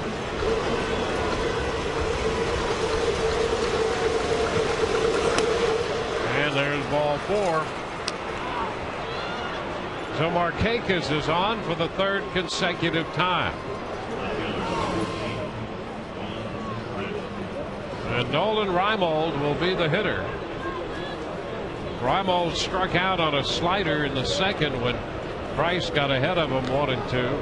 And then he singled in a run. He was ahead in the count 3-1 and singled into right in the third. Corners are going to play up just in case of a bunt, but you wouldn't expect that with Reimold up here. He'd be swinging. Fastball, first pitch for a strike. And then with that strike, Carlos Pena will go back deep at first base. Evan Longoria still even with the bag at third. Carlos on the right side. There's Evan. Now he's going to back up a little bit. 0-2. Well, he's had these hitters thinking fastball, and if he can throw them anything else, as he just did there, that's to his advantage. Yeah, that was a slider right there. He's only thrown a handful of sliders. He's thrown a couple of good ones to Reimold. In fact, he struck him out in the second inning. And a great slider. And a little tap. Price will have to play it to first, and he just does get Reimold. So Jones goes to third, and Markakis up to second in what really turns out to be the same as a sacrifice because he moved the runners over. Yeah, that was the right call. It was a slider, but it was up. It wasn't a put-away pitch, and he was able to get a piece of it. It acts exactly right as a bunt to third base. And they just do get Reimold. Pretty decent speed. Now Melvin Mora. He has struck out and flied out. Got him on a fly ball to right in the third. First pitch, fastball, horrible. Well, that pitch was 95 or 96, depending on which gun you're checking. So Price still has plenty of velocity out there.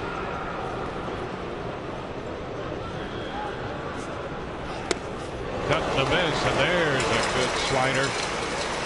1-1. Yeah, good tilt on that one. 86 miles an hour. Going 96, 97. Then you get this. That's a good one there. Good break down and in toward the right foot of Melvin Mora.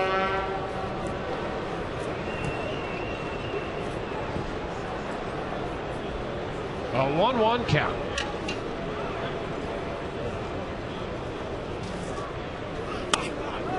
Close with a fastball. Stands him up. 2-1.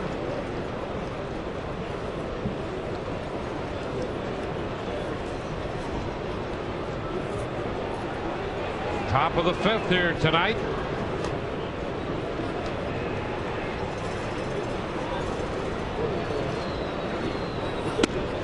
That's a strike on the corner. And Mora not altogether happy as the count goes to 2-2. Yeah, he didn't like that one. That's that little tailing action. That's a good pitch right there, right on the black of home plate. The outer rim around the plate. That's the black part. Good pitch. Good call, good pitch.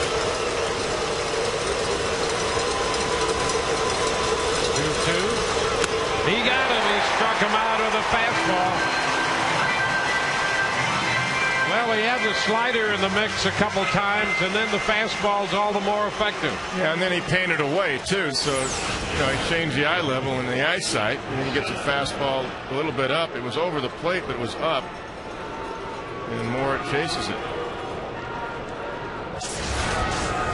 So 2 outs.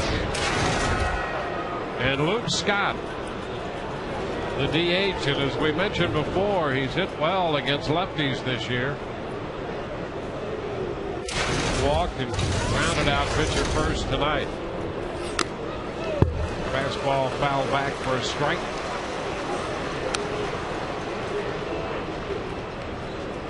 Price has given up 2 runs, 7 hits tonight. He's walked 3, has 4 strikeouts. 2 on, 2 out here in the 5th inning. He's made 98 pitches to this point.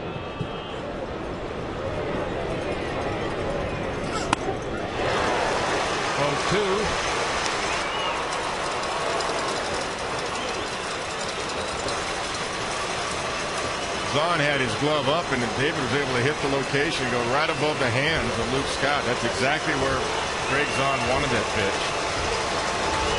It was not by accident, by design.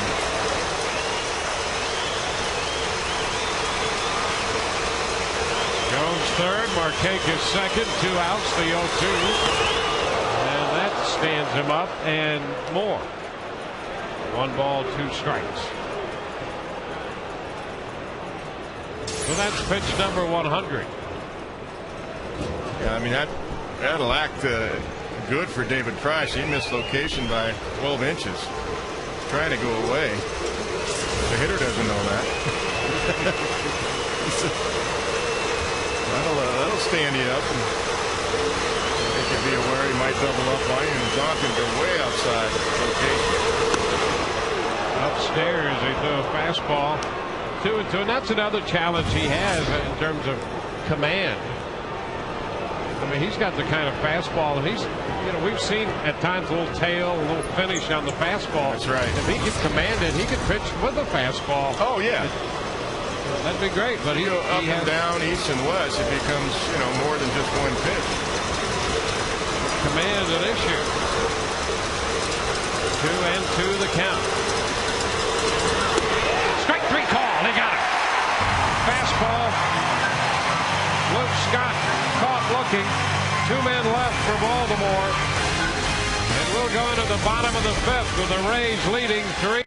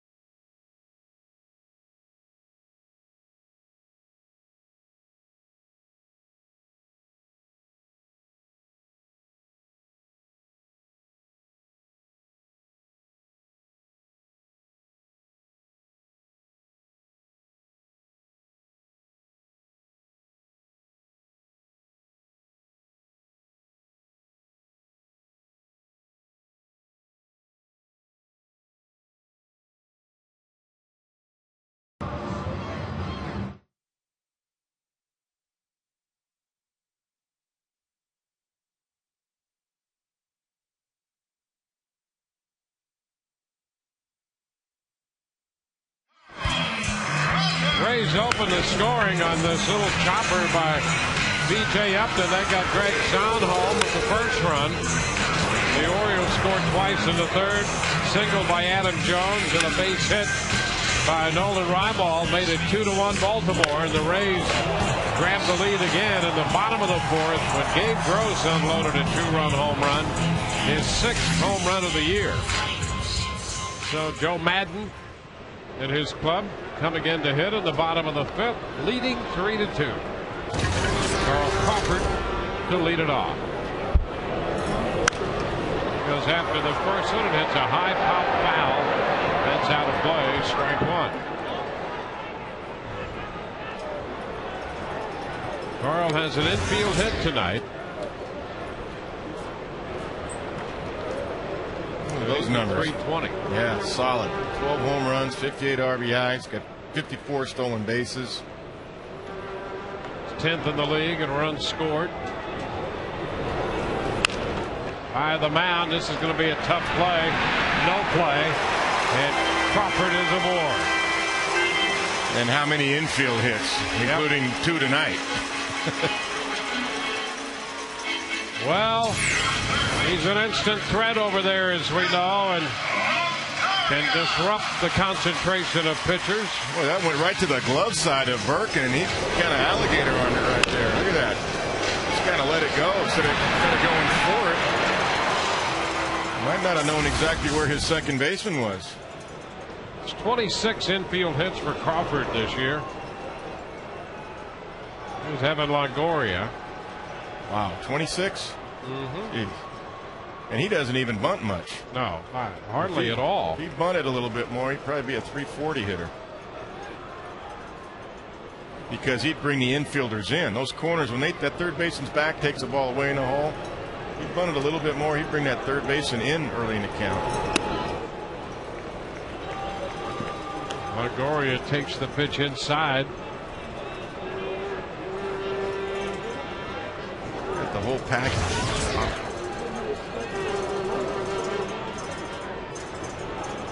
Now the lead by Crawford. The pitch too low.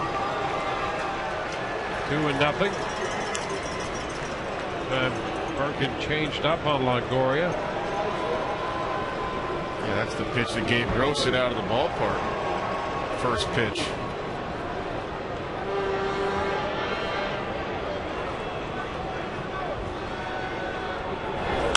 And this one popped up. Foul ball straight back, and that's going to be out of play.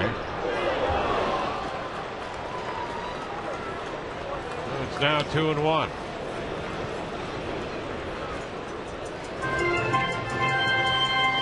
Toronto making it interesting. Texas still leading 1-0.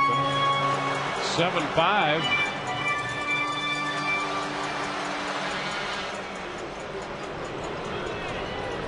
Snyder and Ruiz have homered tonight for Toronto. Crawford draws the throw to first.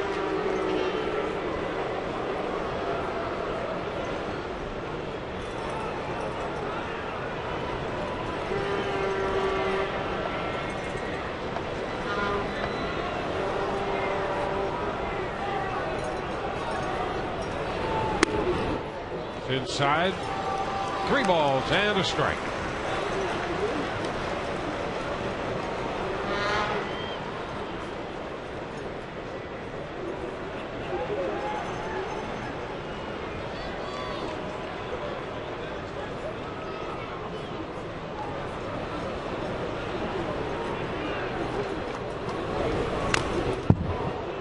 Cut right there, 3-1. Fastball fouled right back. Takes it out to 3-2. Now it's pretty much automatic to see Carl Crawford go. Kind of had a feeling he might hold 3-1 just to give Evan a chance to hit a fastball out. That's exactly what Evan tried to do. But I think you see Carl running now. Turn it into a run and hit play. 3-2. There he goes, and a swing and a miss to throw down, and he is out at second base. Crawford on a strike him out, throw him out. Roberts took the throw, the second baseman, and put the tag on it. Yeah, Matt Wieters, as Evan Longoria kind of falls across the plate a little bit. There was a bullet down there, and they tag him high, but Brian Roberts got him, Crawford, before he got to the bag by about a foot. Now the Rays lose the base runner on the caught stealing.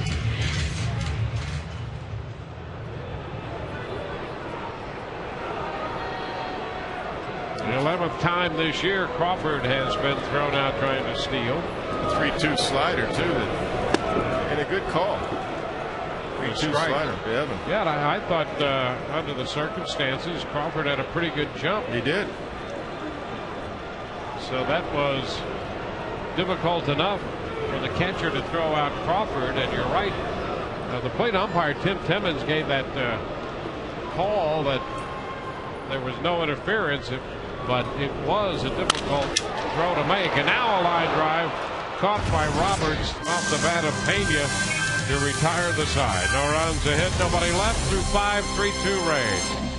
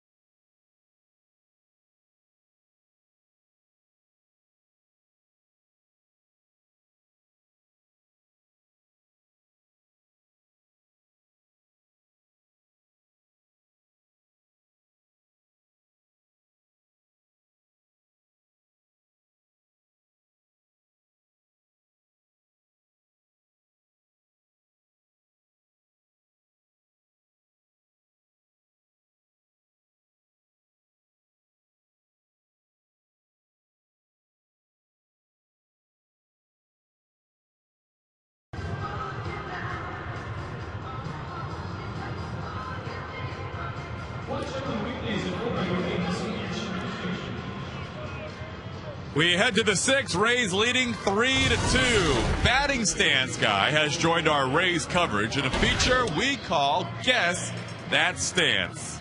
Let's check it out, see if you can name this big leaguer he is imitating now. We'll have the answer for you in our Rays Live postgame show. We'll give you a hint. This is a Baltimore Oriole, former Baltimore Oriole. We'll have the answer in the postgame show, guys, of our latest Guess That Stance. Back to you. Lance Cormier is the new pitcher. Still solid numbers, 2.74 earned run average and 62 in the third innings. Strike thrower on all of his pitches, gets lefties out equally as well as righties. And he'll face the young catcher Matt Wieters, who hits left-handed against him. Pitch is down. 1 ball, no strikes. Well, what a learning curve it is for a young catcher. Come out of the collegiate ranks and then the minor leagues and learn his pitching staff and learn the league's hitters and then take care of both sides of the plate as a hitter himself. Yep. That's a workload. And highly thought of. I mean, everybody was talking about him in spring training that, hey, he was going to be the guy. Maybe he should make the team. And we're talking to one of the broadcasters, Buck Martinez of the Orioles. He said, no way. He's got to learn how to catch. The hitting, they weren't too worried about. It's the catching. There's Buck. Yep. Well, Buck, the catcher. Kevin, you a catcher. And, you know, and Buck said it. We talked about this, you and the two of us. You and I've talked about it. It takes a while for a catcher really to develop, to have a good sense of what he's doing. Wieters out on strikes here against Cormier, and that's not an overnight thing. That's a 3 or 4, sometimes 5-year process. It is. Yeah, no, there's no question. I think that's part of the reason they got Greg Zahn. I mean, he was, going to be the guy to kind of mentor him a little bit. Not that he doesn't have the ability, but it's learning the league, learning to call a game in the big leagues, learning the young pitchers, grooming. And, so far tonight, I've seen him call a good game, changing speeds with Jason Bergen very, very, very well. He's done a nice job, and let alone the nice release he had. Quick release, strong, accurate arm we just saw. Ground ball and a nice play by Cormier. And that comebacker off the bat of Wigginton. So we have 2 outs here in the 6th. We were talking about Pudge Rodriguez earlier, and what I wanted to get to with Pudge was that when I had him as a 19, 20-year-old, he wasn't engaged behind the plate catching. He was a hitter. He could throw. He'd throw behind the runners. He could block balls. But game calling was not his forte. And when I saw him in 2003 covering the World Series, he came up to me one day, grabbed me from behind, and I said, "Hey, congratulations." I said, "Pudge, what I'm really proud of? The way you're handling that young pitching staff, including especially Dontrell Willis at the time." And one of the reasons the Rangers got him back now is not just because he's a good offensive player. He's not the same offensive player he was, but because of the veteran leadership now that he has behind the plate, calling a game. And the Rangers have a young pitching staff overall. That's a strike, and the count goes to 1-1. Well, in the final analysis, as you well know, the importance of a catcher, it's hard to calculate because it's so important. And it is the catching end of his duties that is so important. Yeah, I mean, there would be meetings. Claude Osteen was my pitching coach. He didn't want to be involved in the meeting. He wanted to go hit. I mean, he said, "Hey, how about calling the game tonight? For Kevin Brown and Kenny Rogers and these guys." And Nolan Ryan, who pitched that last year in Pudge's, I believe, 2nd year in the big leagues, but last year, and I was managing in '93, and Nolan Ryan, his last year in the big leagues. Nolan remembered that about Pudge, and I guarantee you, Nolan has always liked Pudge and knows that he can call a game now. And one of the reasons the Rangers got him back is for that reason. 2-2 the count. Oh, very close, and Cormier was ready to walk off the mound. He doesn't do that very often. He's not into that, but he thought this was a strike. It's a little wide, though. Yeah, Zahn just freezes it right there, but he's sitting out off the plate. And now ball 4. Bill Roberts is on for the 3rd straight time. 2nd walk he's drawn tonight. Now you got a base stealer out there too, and a good time to do it here for Brian Roberts. He'll pick his spots, but with his tourists up here, hitting left-handed, tougher throw for Greg Zahn down to second base.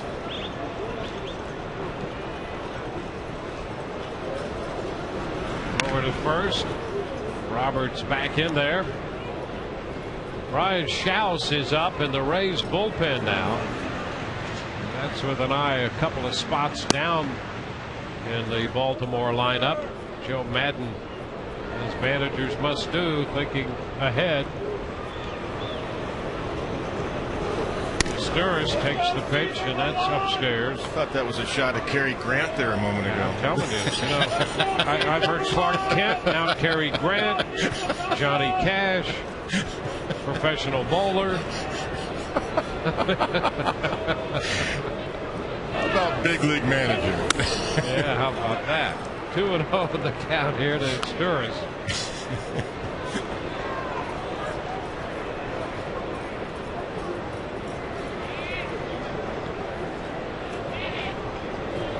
That's your manager of the year right there. Yeah. Dyeing his hair.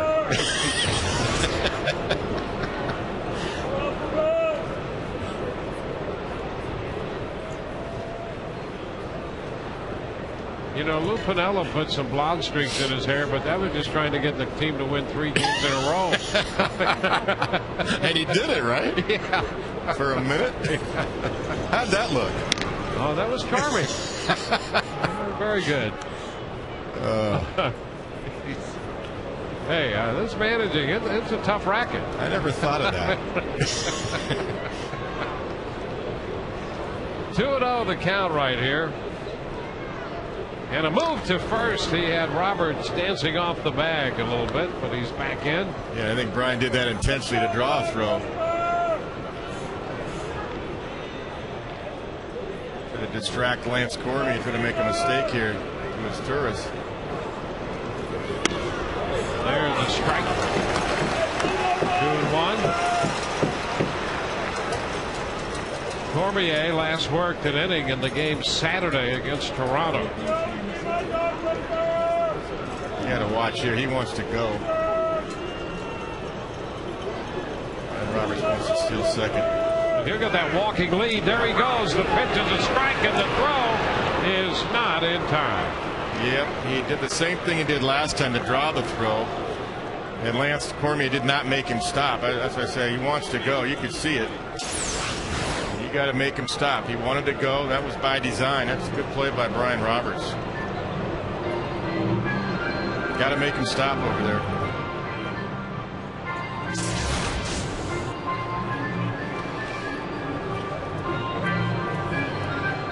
So Roberts, following the walk, has stolen second, his 25th stolen base this year. He's now in scoring position.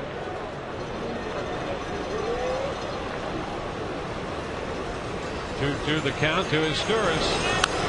And a little foul ball, just enough to stay alive. You know, when I would see that, sometimes the catcher can't see that, the pitcher definitely can't see it, but when you see that from the bench, I used to just yell out, he's going loud, and I sometimes a runner would stop because he thought maybe a pitch out was coming. So I mean, I'm not sure what the bench is doing. They're probably doing the same thing. But when you see that, you know he's going. You have a good feeling. Just yell it out, and it'll help your pitcher and your catcher. And if you don't have time to call a pitch out or anything.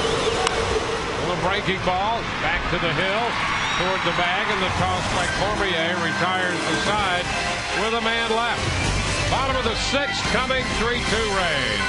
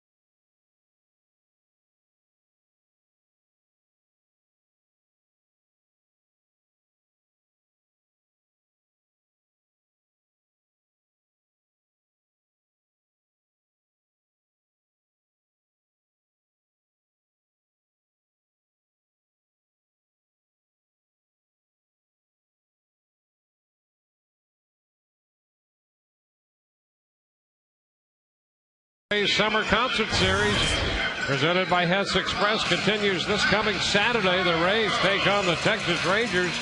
It's country night, and Big and Rich will be performing the free post-game concert. Visit RaysBaseball.com to get your tickets today. And there was a recent appearance here. What would Johnny Cash do? Separated at birth. He looked like, I thought it was Joe. Playing the guitar a minute ago. Yeah, really. Ed Burrow fouls this one into the dugout. Strike one.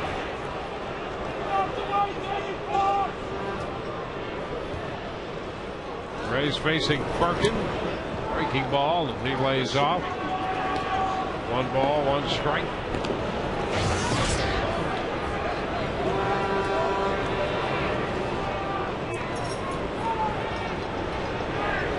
Pat led off the fourth with a base hit.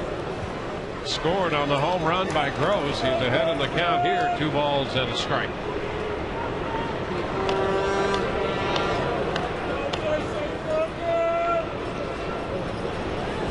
There's a shot. Well hit. Deep to left. Gone. Home run for Pat Burrell. That's number 11. And it makes it a 4-2 game. Pat picks up hit number 10 for the Rays tonight on his 11th home run of the season. That was a golf swing. Line drive that just kept taking off. That was a laser. What carry on this 2-1 fastball. Boy, he got through that one beautifully. Look at that. Use the legs well. And he's not taking it for granted. See, Pat's running hard thinking maybe it's in the gap for a double. I think that's why he was out of the box so hard. He hit that thing so hard and so low, the ball just took off with backspin. Here's Greg Zahn waving and missing over the top of that off-speed pitch. Strike 1. Mark Hendrickson.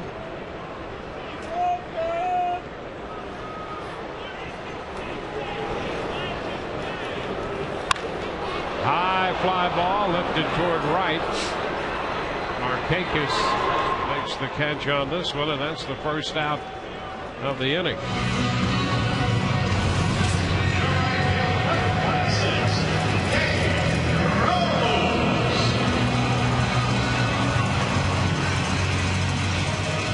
Well, the Rays have hit a couple home runs off Birkin tonight. He's given up 12 on the year in right around 80 innings of work. And Gabe Gross is 2 for 2 on the evening. Infield single and a 2-run home run. And he bunts foul straight back. Strike 1. You know, the man that swings hard in case he hits one out, just hit one out to tie the game off of Josh Beckett. Oh, and 7-7 in Toronto. Really? Rod Barajas. Yeah. All right. And Beckett's out of the game now. Well, we've seen him swing hard in case he hits it. He's always a threat to hit one out. He hit his 11th. Chopper first base. That's Wigginton coming up with it. Ty makes the play. 2 outs. That'll be B.J. Upton. Boston, Toronto tied 7-7. The Rangers have picked up a run on Minnesota. It's 2-0 in their game in the bottom of the third. B.J. leads away from the first pitch inside.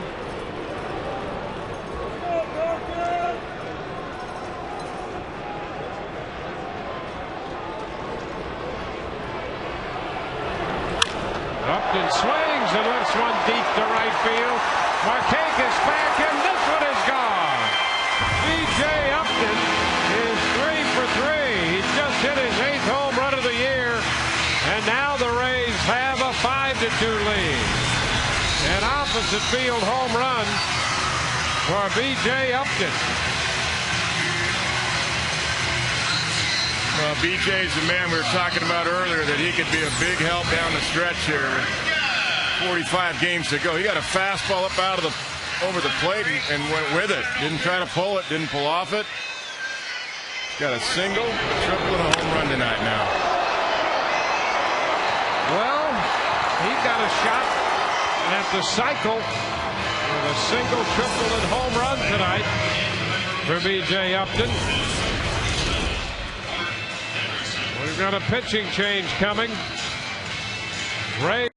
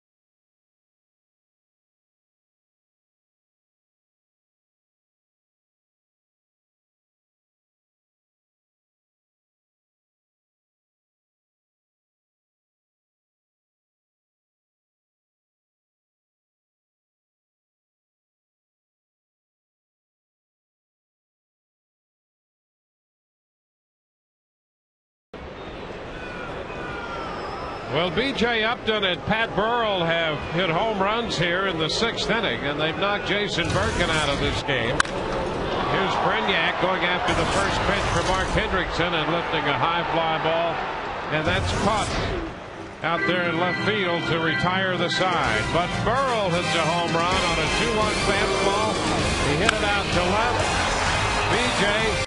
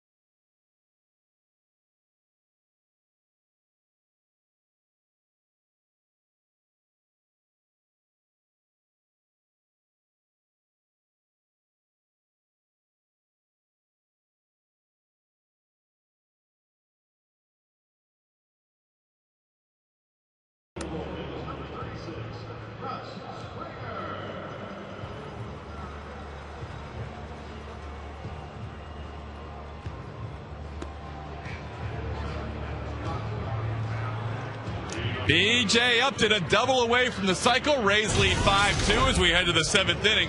Guys, earlier this summer, the Rays were voted of all professional sports teams the most affordable. And tomorrow, on even more affordable night, 50 cents is all you need, thank you very much, for a hot dog. $1 peanuts, $1 Cracker Jacks, and 50 cents for a hot dog. At those prices, guys, I think I can get a couple of them. You guys interested? Yeah, bring them on up. Yeah. We're always interested in a good deal. Mustard, relish, yeah, both. Loaded up. Mustard. Lots of onions. We need onions in the booth. I'll be up in a second. Russ Springer is the new pitcher for the Rays. His first pitch to Adam Jones is outside. Well, the Rays now have a 5-2 lead. David Price worked 5 innings, gave up 2 runs. Lance Cormier worked the scoreless 6th.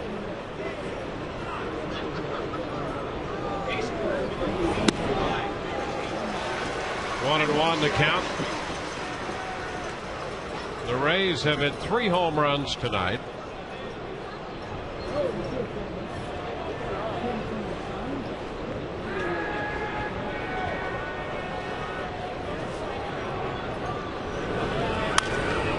Pop foul.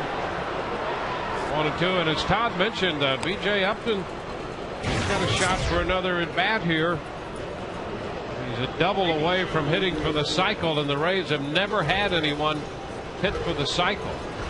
By the way, that was his first home run since the 30th of June, his 8th of the year, and his first opposite field home run all year. His triple was up the right side. This is fouled down toward the end of the dugout by Adam Jones, and the count is still 1-2. And boy, if B.J. and Pat Burrell would start to hit the way they have in the past and the way you expect they will again, that would be a very big plus for the Rays. Well, there's over a quarter of the season left, and as I was saying in the first at-bat that B.J. had tonight in the 2nd inning, you don't throw away 160, 170 at-bats. Do the best you can, get the most out of them. And there is a towering pop-up. Brignac and Longoria. It's going to be Evan to take care of that. That was a very high pop-up for the first out. Thanks to Heineken Light, you're going to have the chance to cheer where they can hear you. Upgrade your Rays baseball experience by winning premium seats right next to the action. For more info and to enter, visit the Heineken display at a participating retailer to enter.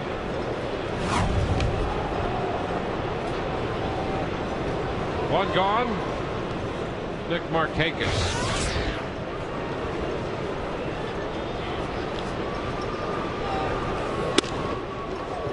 Inside.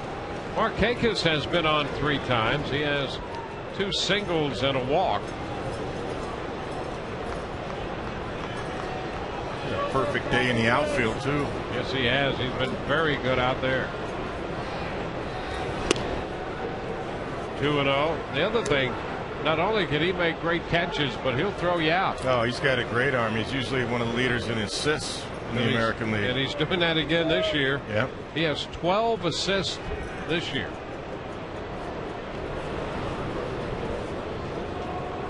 It's a great jump out there, too. Springer misses away. It's 3-0.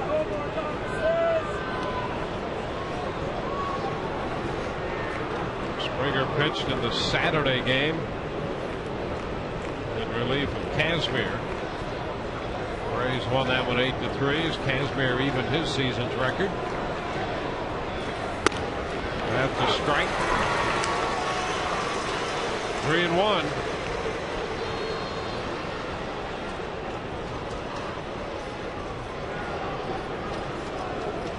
Scott's scheduled to pitch here Friday to open the Texas series. Pitch in on him. And it's foul. Boy, that's a good 3-1 pitch, I'll tell you. And only because it was in. Yeah. Is why he didn't hit that out, because he was looking for a free swing right there. He was looking for a 3-1 fastball. Hey, Fred Manfred and Joe Angel over there showing that they still have reflexes. Joe. Yeah. The Orioles radio guys, 2 of the best. Foul ball right back, another fastball, and he tried to get his hands in on that one a little bit more.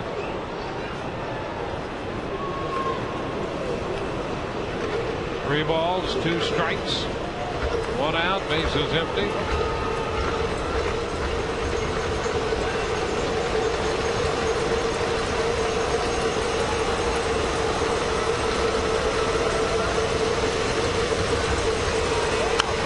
And a pop foul back, that's out of play.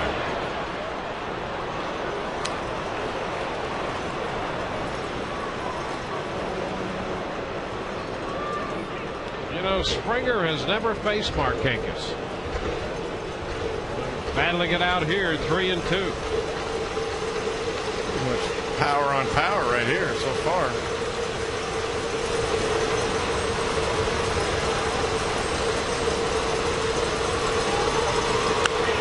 And a popper, foul ball. It's going to carry out of play. So another fastball, and that one in on him. Well, Russ has never been afraid to do that, has he? No. Go inside. He's a country boy from Louisiana. Oh, yeah. He's not afraid to do that. And if it happens to miss off the plate in, then so be it.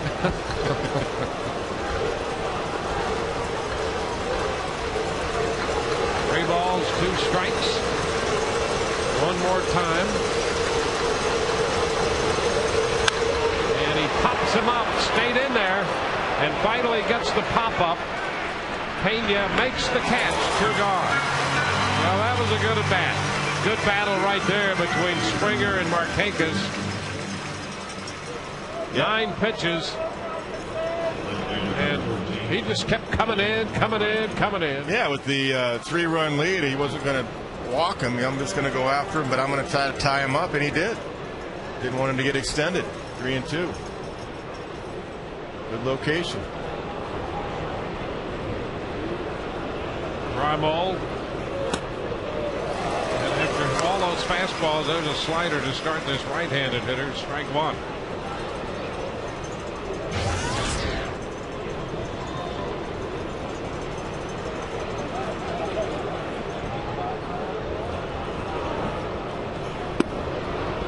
low. Bryce worked 5. He made 102 pitches and held the Orioles to 2 runs, but they did have quite a few base runners.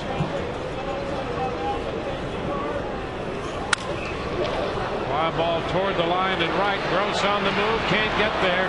That's a fair ball. Throw back to second. He's got a play. Rymall just beat it. 2-base hit for Nolan Rymall. His 14th double.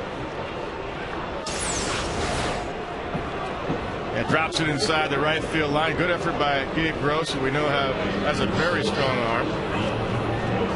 Grignac makes a nice swipe tack there. Take a look. Not quite in time. So Rymall is on for the second time.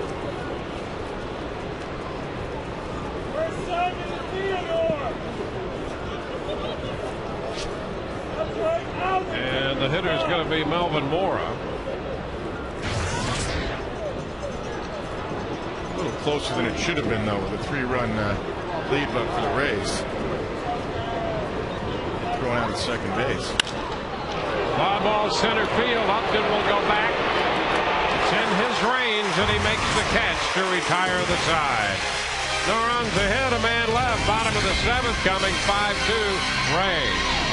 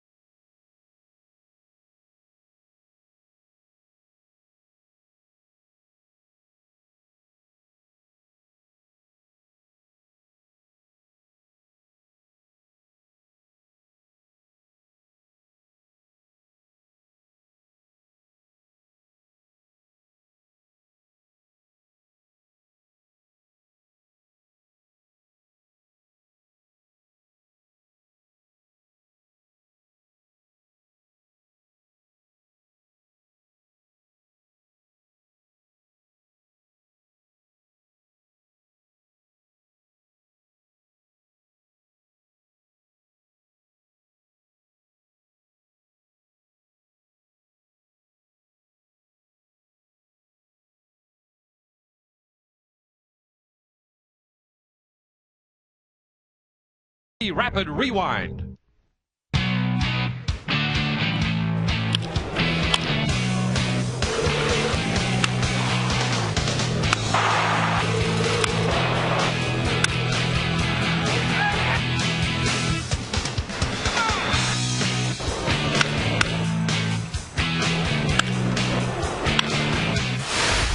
AT&T, the nation's fastest 3G network. AT&T, your world delivered. Mark Hendrickson made one pitch to end the 6th. He throws a strike to begin the bottom of the 7th with Ben Zobrist, the top of the Rays batting order. Zobrist in the leadoff spot tonight. Second time he's hit there this year. 1 ball, 1 strike. Crawford and Longoria will follow him here in the home half of the 7th.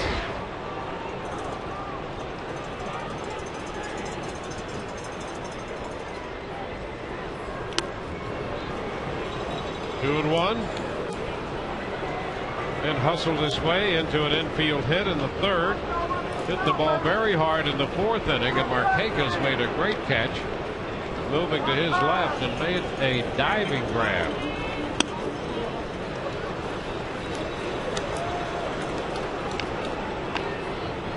Three and 1 right now, the count.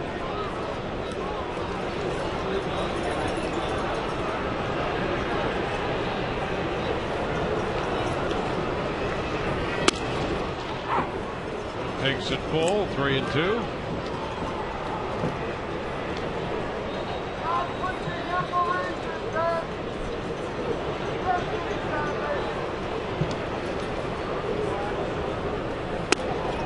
outside for ball 4.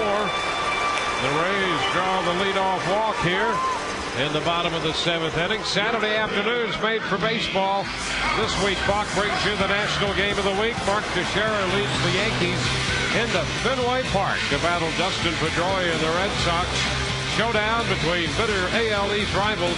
Fox Saturday baseball this week at 4 p.m. Eastern on Fox. Here's Carl Crawford. Zobrist back in at first. That's the first walk the Rays have drawn tonight.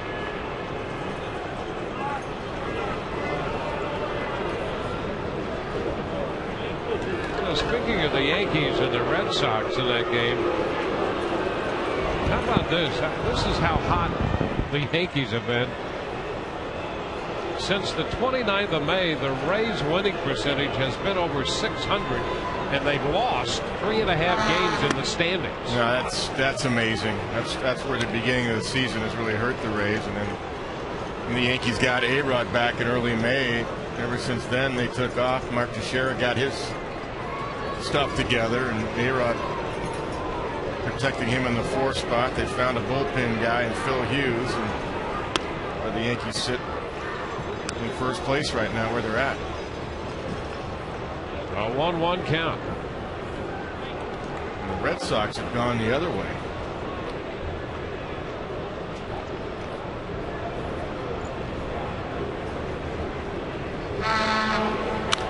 And a little pop foul backing out of play. You know, so when you think about, and the Rays at times have been inconsistent, but since the end of May, their winning percentage is over 600. It's 612 actually. That's a pretty good run. Yeah, you play 600 ball for a season, you win a division. And the only problem is the Rays haven't played that well on the road, especially the West Coast. Foul ball. Been great at home. Yeah, then that still remains the mystery with that West Coast record, and that's really what they're trying to overcome, because the Rays 8-17 against the West. It's tough to overcome that. So they found themselves right where they are here, battling. And there's a little looper into left. That's going to fall and drop for a base hit. There goes Zobrist to third, and to second goes Crawford, and the Rays have something cooking in the home half of the 7th. 25th double of the year here for Carl Crawford. I mean, Ben Zobrist read that ball perfectly. He took off for third immediately. There was no doubt that ball in his mind was going to be in there. He does everything well, Ben. That's a nice piece right there of hitting. Just shoots it into left field.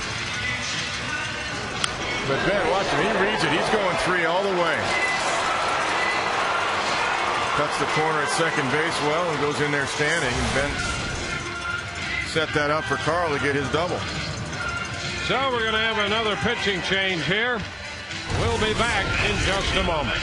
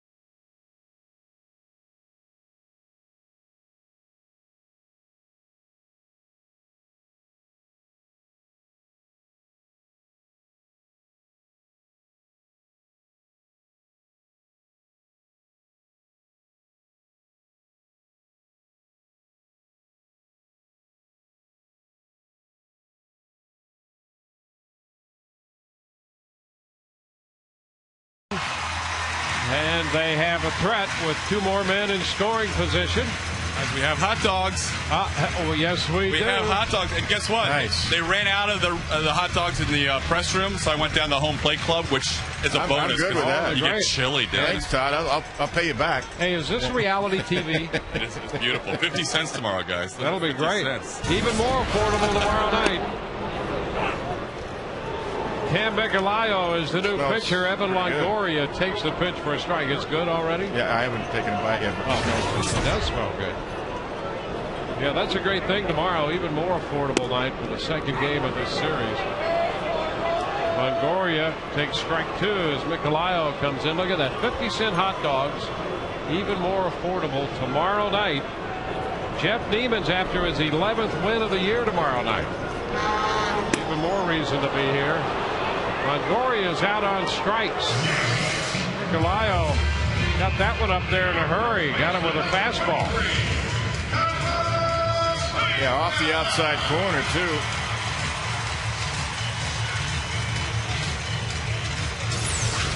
Cam Micolayo. Well, that's a running fastball. Had a little movement to it. And look at this delivery. He's got a little crossfire in Yes, that he delivery. does. Carlos Pena, they're going to walk him with first base open. Carlos will be given the intentional walk. So both walks in this game tonight drawn by the Rays will have come here in the 7th. Here's a guy that came over in that Eric Bedard trade from the Mariners. He was an 18th round draft pick by the Mariners in 2006 out of Utah Valley State College. 25 years old, 6'9", 255 pounder. Well, he just replaced Mark Hendrickson. So Wow. they've got a couple of forwards Wow, they do. on their pitching staff. Well, in the NBA today, that's a guard. Yeah, it is. That's true. They used to be forward. Well, the bases are loaded, and here's Pat Burrell. Mark Hendrickson. The pitch down and away to Pat. Pat has a single and a home run tonight. He connected on a 2-1 pitch in the 6th. Lined it into the seats.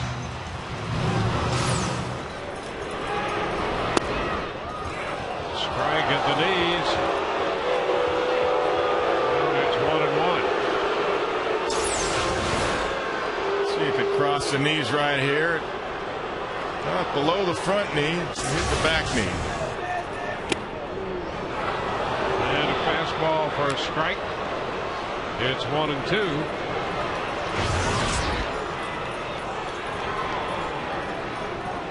Bases loaded, 1 out, 1-2 the count. And strike 3 call. So Pat is called out on strikes for the 2nd out.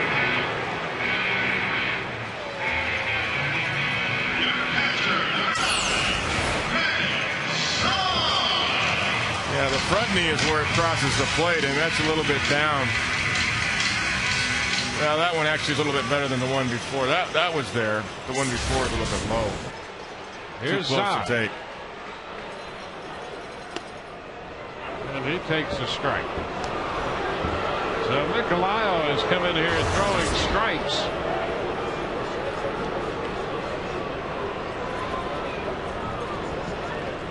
If you forget about the intentional walk, he's thrown 7 out of 8 pitches for strikes.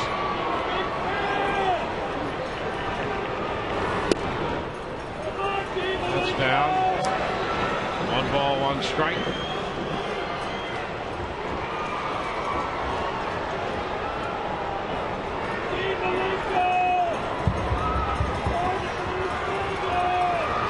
And a pop up. It's going to be foul, out of play.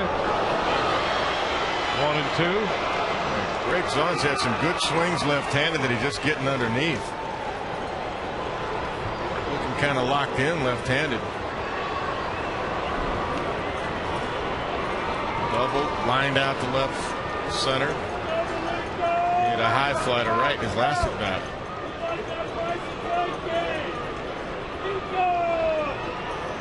1-2.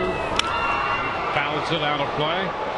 That fastball clocked in at 97 on our gun, 95 in the ballpark. I think Andy McPhail and the Baltimore Orioles scouting staff evaluated pretty well in that trade for Eric Bedard. Keep an arm like this included in the deal, along with Adam Jones, George Sherrill. It's down 2-2. Well, they've attempted to do what the Rays try to do, in that they're trying to get as many young arms into the system as they can, and then add from there.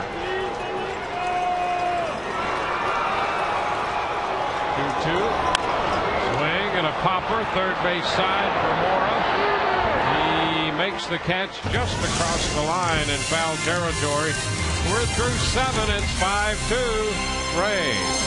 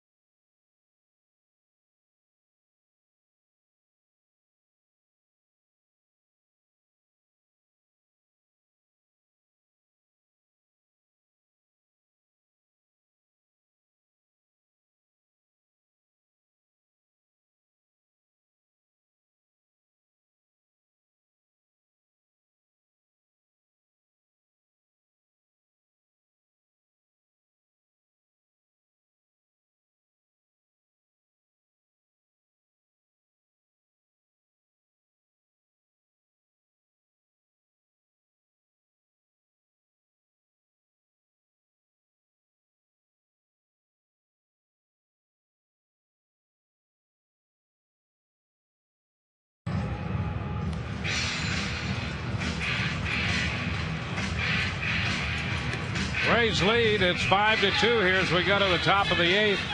Don't forget about the Rays Stuff the Bus school supply drive to benefit Campbell Park Elementary.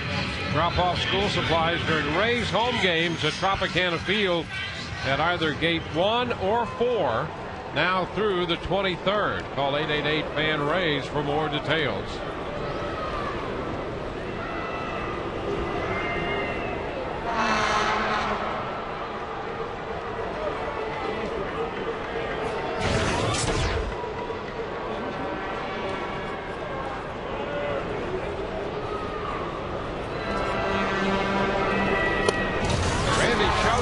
Pitcher. 1 strike to count. Facing the left-handed bat of Luke Scott. That was a shot of the Chief right there. I just got a little glimpse of it. Yeah, me too. Line drive into center, and Scott. You know, we talked about this with Scott. Scott hits right-handers. Actually, left-handers better than he hits right-handers, and he got a base hit here off the left-hander choke to start this inning. Yeah, hockey season's right around the corner, and the Chiefs going to be all over that action for the Lightning. There he is. Yeah, I'm sure he's twittering about the approaching Lightning season, isn't he? Yeah, I'm sure he's doing that. 1-0. He's just the best. He might be texting Joe Madden.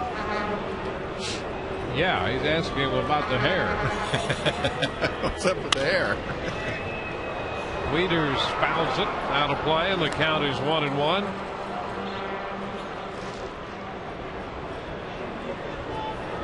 We'd like to thank Todd Callis for springing for these hot dogs. He Very spent good. $1 on it. Excellent hot dogs, by the way. Yeah.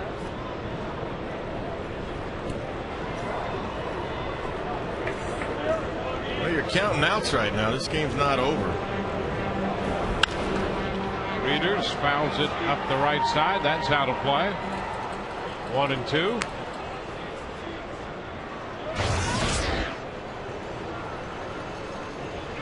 Ball game in the 8th.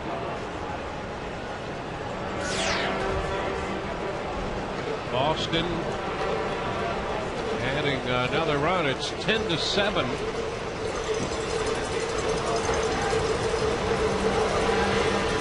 The Blue Jays had tied that game 7-7 at one point. 2-2 now.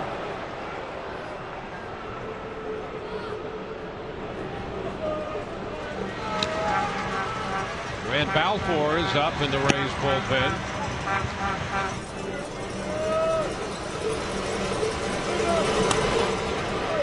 Bullpen trying to cover the back end of this game with Price pitching 5. Cormier and Springer have already been in the game. Choate out there now. Yeah, you're asking 12 outs out of your pen, and that's tough. You did have a day off yesterday, so everybody just rested a little bit. And a foul. So we'll see another 3-2 pitch here. Definitely a mix and match game, though. Joe pulls his lineup card out again. Trying to get the right matchups.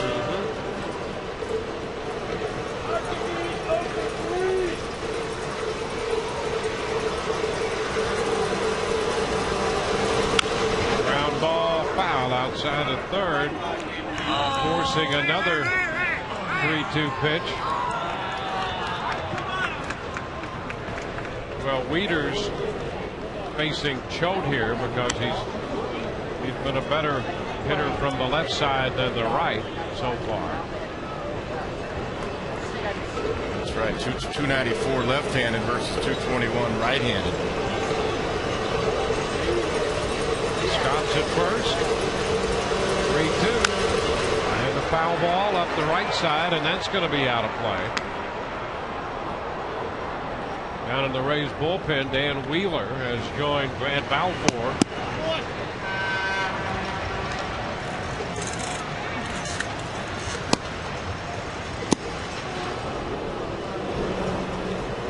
I think the big thing is Randy loses Wieters.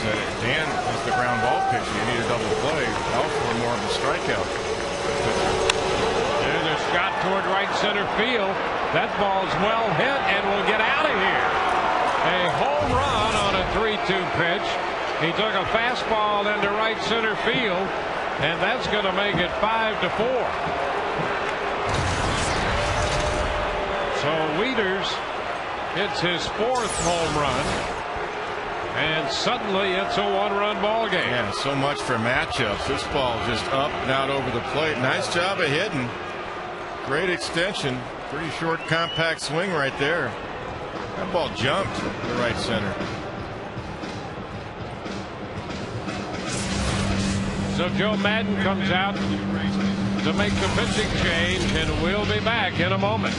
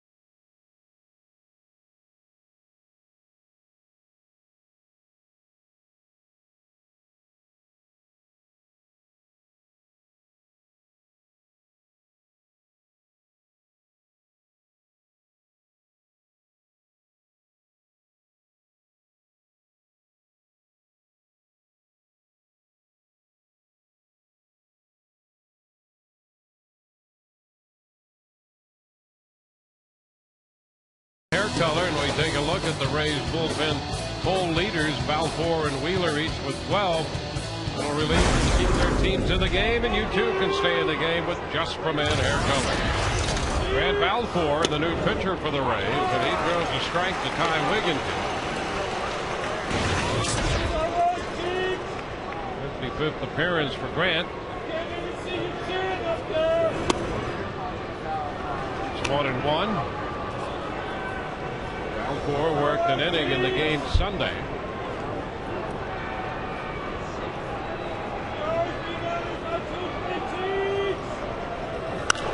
And a pop. It's a foul ball and will carry out of play. 1-2.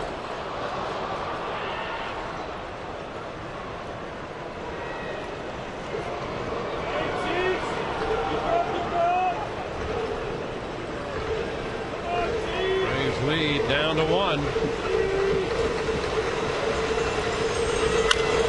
Up the right side, that could be trouble if it's fair. Foul ball just beyond the bullpen. And Wigginton just stuck his bat out and almost got himself a double because the ball was up and away.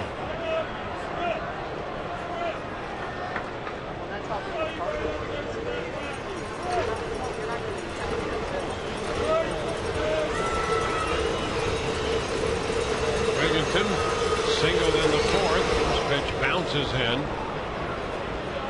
What a job of blocking. To get up and around that just in case there was a swing with 2 strikes. Look at this. Ball's about a foot in front of home plate when it bounced. Nice job, Hazan. 2. Chopper down to 3rd. Longoria's got it. Go to first, and that's out number 1 in the 8th inning.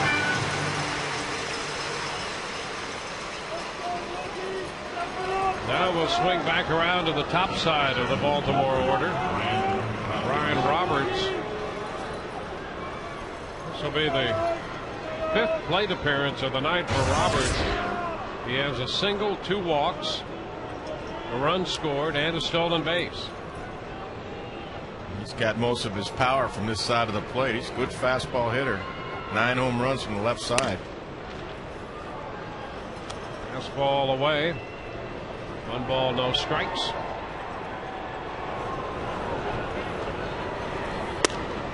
That's in there. 1-1.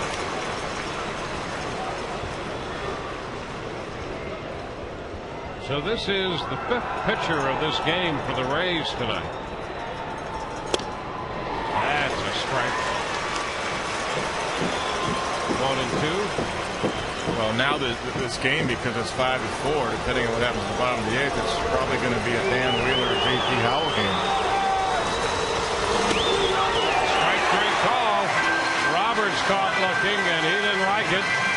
Tim Timmons rings him up. Boy, that's just great location right there. He didn't like this call, and it did look like it was off the outside corner. Had a little tailing action to it, and it was. Brian was right. It's outside. Good job by Zahn of freezing it. We hadn't seen the zone really open up like that all night until that pitch right there. Now Astores is going to be lifted for a pinch hitter, and Michael Aubrey will bat for him. They just got Aubrey out of the Cleveland Indians organization. They sent Aubrey Huff to Detroit and acquired Michael Aubrey to add to their roster. 1-0. He lifts a popper back of 3rd. Longoria near the stands, reaching in and cannot corral it. Just out of his reach. He got his glove on it, but that was it. You know, the fans did a good job of letting him go in there, too. They're not going for the souvenir. He takes a peek to see where he's at, finds the fence. No hands reaching out. Well, there's one. Look at this. One lady went after it, but everybody else kind of stayed clear of Evan, and he almost made a great play. It just fouled back, and it's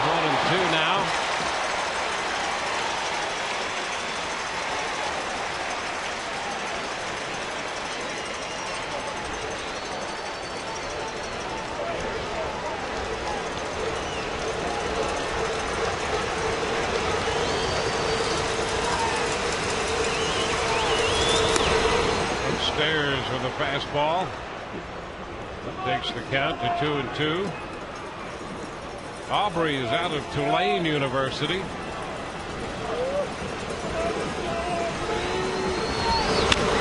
And a base hit the other way into left field.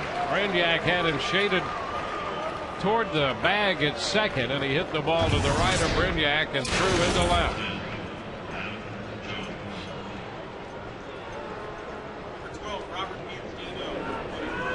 And now Aubrey's going to be lifted for the pinch runner. It'll be Andino. Robert Andino runs. Well, the Orioles put some increased speed at first base. Adam Jones will be the hitter.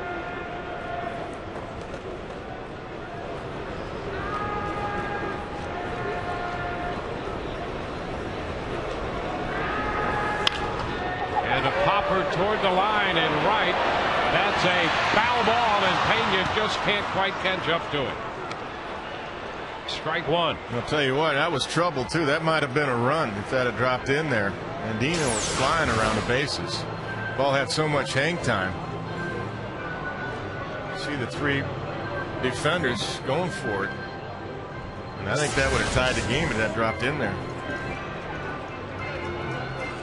Full sprint, and rightfully so, by Andino as the pinch runner.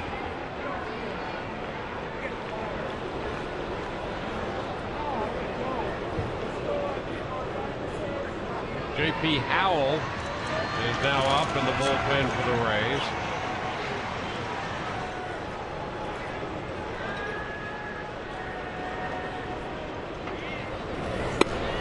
And a strike on the outside part of the plate. And really, here's the situation Madden finds himself in. Of course, we're all hoping that Balfour can get out of this, but if they tie the game, the Rays are down. The only other right-hander they have in the bullpen is Wheeler, and the only lefty besides Howell is Gauss. And there's a swing and a miss. High fastball, and Jones chased it to retire the side. They score two. We go to the bottom of the eighth. It's 5-4 Rays.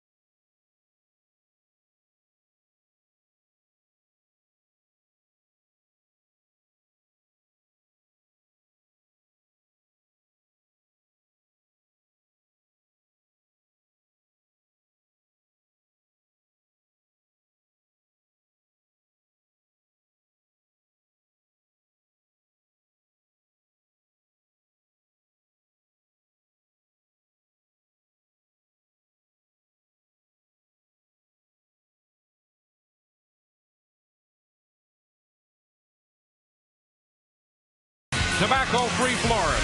Tobacco-free Florida wants you to be tobacco-free.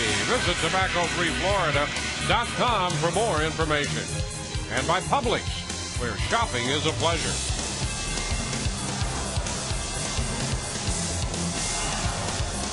We go to the home half of the eighth inning. Gabe Gross will lead it off here. It's a one-run game now, 5-4. Calayo back out there on the hit. He was throwing hard in the seventh inning. Starts the eighth and misses low. 1 ball, no strikes.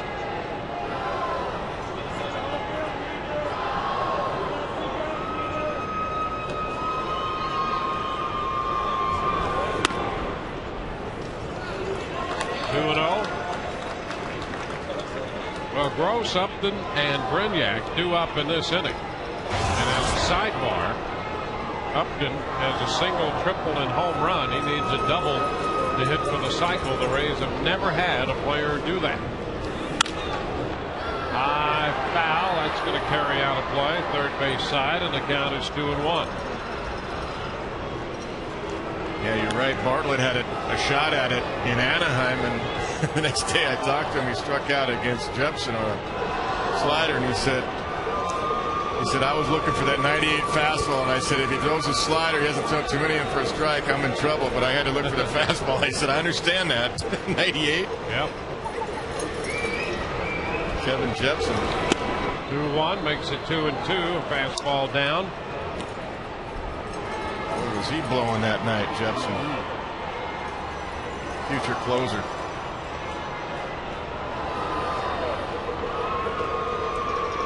I don't think the Orioles are too far away. I think next year they're going to be they could be tough in contention. Swing and a miss, and Gross is out on strikes. That's going to bring up B.J. Upton. So far tonight, he had the infield hit in the second inning. That drove in a run. He tripled the right center field in the fourth. And in the sixth, he had a 1-0 fastball into the seats in right center. And right now, that's the difference in this game. Going outside. 1-0. Upton needs the double to complete the cycle.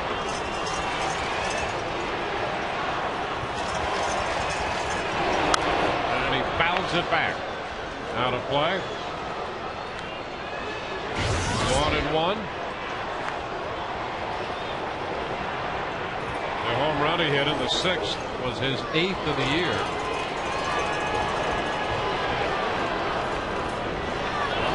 And the ground ball foul.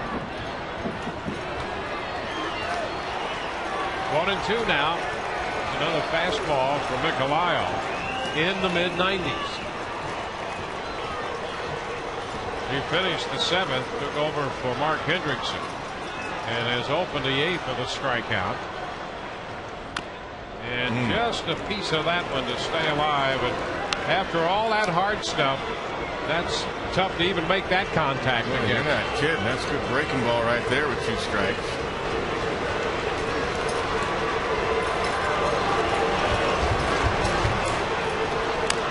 And another foul ball. Came back with it. Same pitch.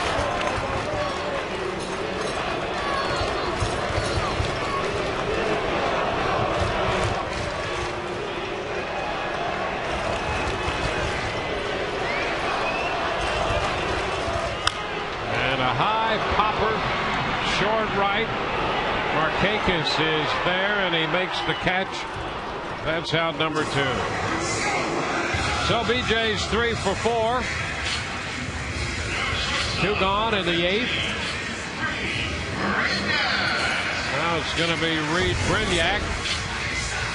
Immediately following our coverage, Rays Live, the postgame comes your way. We'll be with you for the postgame.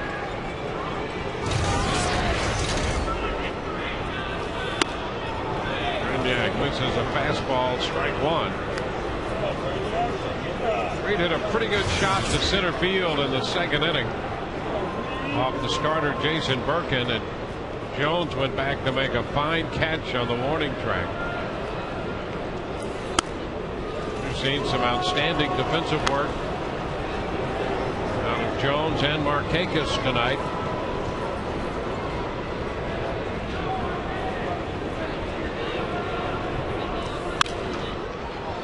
Foul back, 1-2.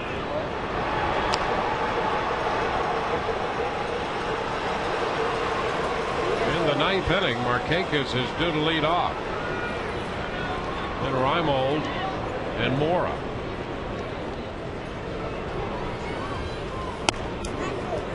Two and two.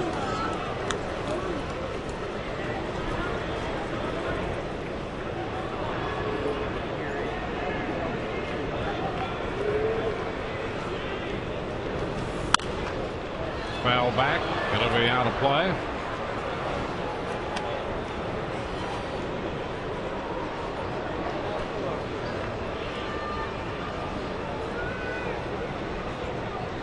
Five runs, 12 hits for the Rays, 4 runs, 11 hits for Baltimore. Brignac is out on strikes. 4 strikeouts for Michelio. We go to the ninth. 5-4 Rays.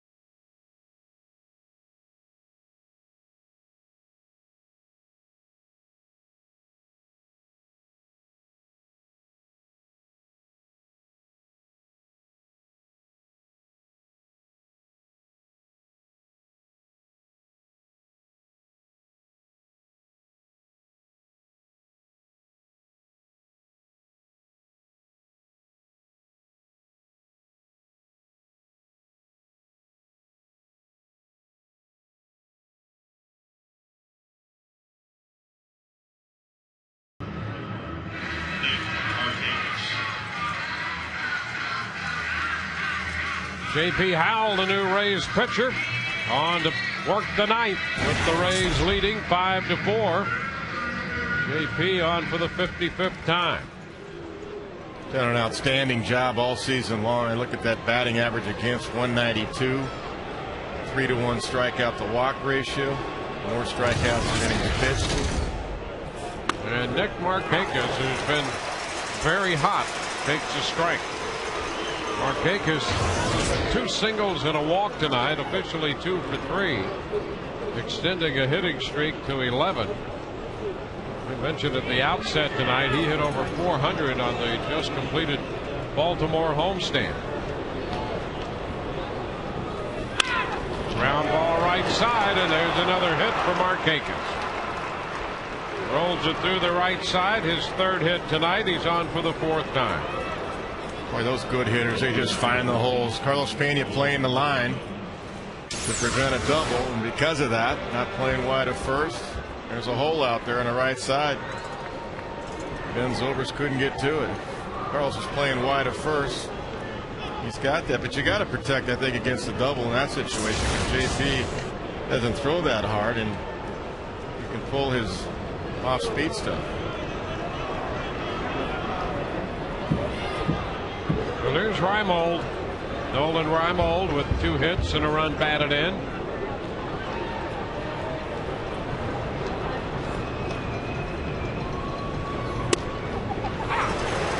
Pitch is a strike.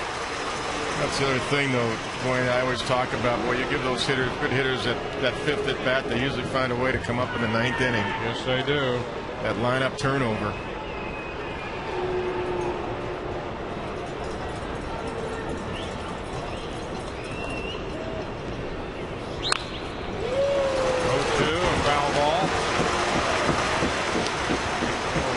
Getting his first look at J.P. Howell.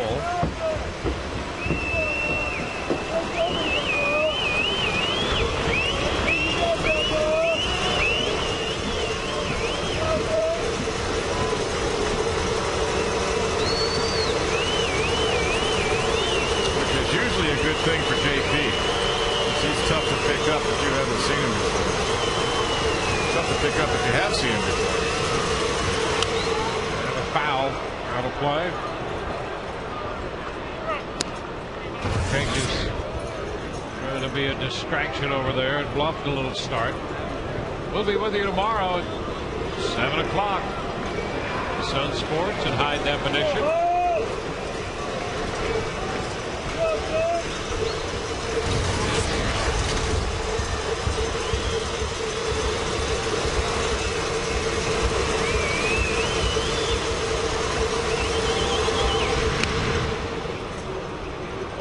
Runner back at first.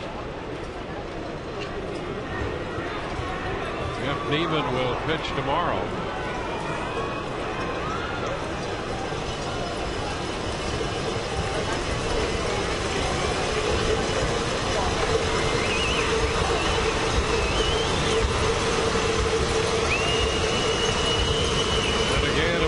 First on Markakis. Balfour did a good job to reassert some order in the 8th inning after the home run by Matt Wieters. Sure did.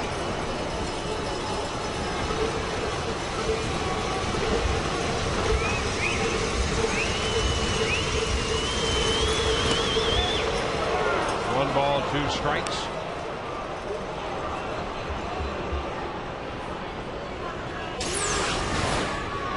JP trying to go inside right here. Way off the inside corner.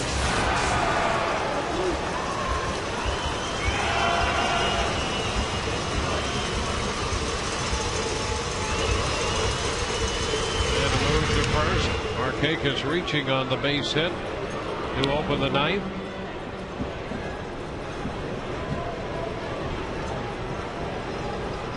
Boy, is he locked in or what? Came out of their homestand hot and is hot tonight. 1-2. Swing and a miss. Change up. So the strikeout. The first out here in the 9th. Yeah, advantage JP if you haven't seen him before. Here's a changeup. Look at that tailing action. Good arm action.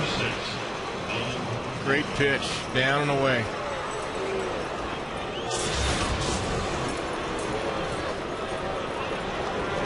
So that's the first out in the 9th. Here's Melvin Mora. Mora 0 for 4 tonight. 3 of 8 against JP. And a move to first. Delman Young just hit a 2-run double to tie the game against the Rangers. There you go. 5-5 in the 6th. Minnesota's still hitting. Got to take care of business here, though. 2 big outs to get. They never come easy. A cut and a miss by Mora. Strike 1.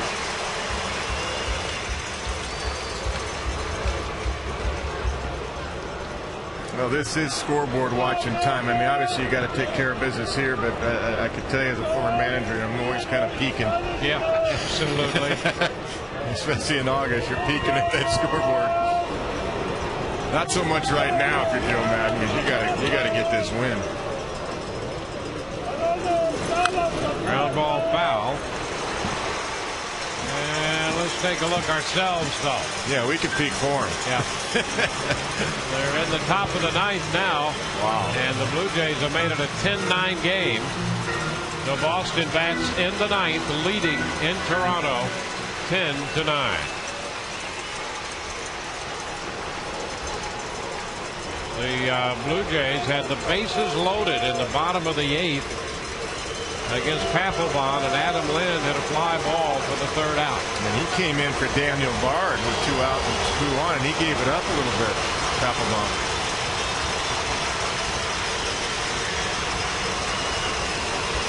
Two strikes, a move to first. Markakis back in there.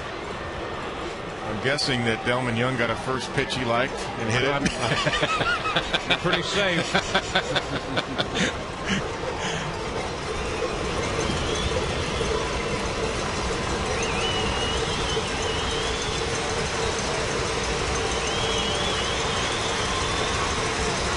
1 on, 1 out. The 0-2 to Melvin Mora. And he strikes him out. Mora is out number 2, and that's the 10th strikeout for Rays pitching tonight. Boy, he's got some good off-speed stuff going here. Look at the bottom fall out of that pitch.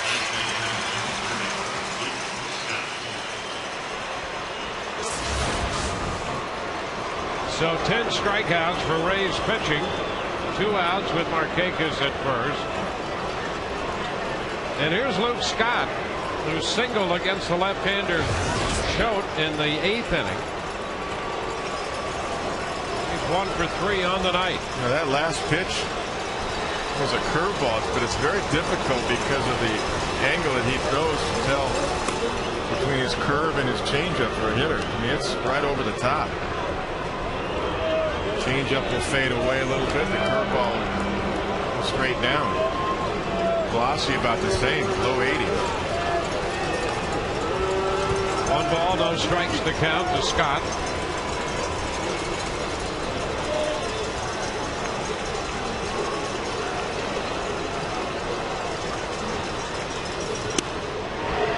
In off the plate. 2-0. Take a look from up top. Oh, that's on the corner. Like it painted the inside corner. Jim Timmons turned his head toward the inside part, so it was in. But it nipped that corner. And that's how JP pitches.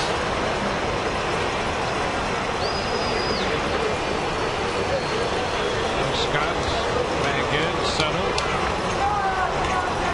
JP Howell ready. 2-0 pitch. 3 balls, no strikes.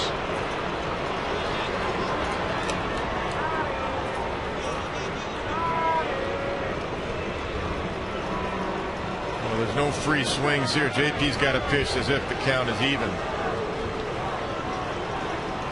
Scott's got big time power.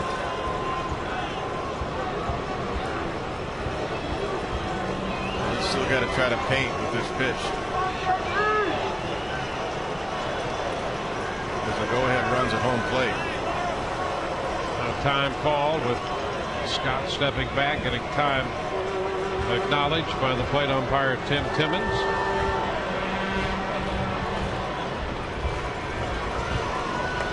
Markakis single, a couple of strikeouts to follow. Now 3-0 to Scott. There's a strike at the knees. Makes it 3-1. Yeah, Zahn setting up outside. His ball's down and away. Look at that paint, and it ran that back out over the outside corner. That's a good pitch. Good 3-0 pitch right there.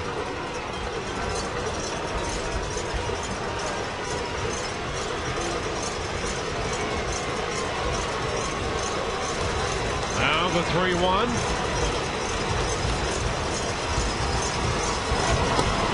And he just missed, so he walks Scott. So that pushes Markakis up to second base. 2 men on with 2 men out. Matt Wieters will be the hitter. He hit the home run in the 8th inning off Choate. That made it a 1-run ball game. And before he steps in, Felix Pie will run at first base for Luke Scott. It's a good at bat by Luke Scott. Very patient. He's had some really good at bats today. A pretty solid year. And boy, you're right. He sees lefties well. He stays right in there. Doesn't flinch. So here's Wieters with 2 men on and 2 men out. He's out in front of the changeup, strike 1. He went 3-2 with Choate in the 8th inning, fouled off a number of pitches. And hit the 9th pitch of the at-bat out to right center field. And that was fastball just out over the plate from Randy. Swing and a miss. 0-2.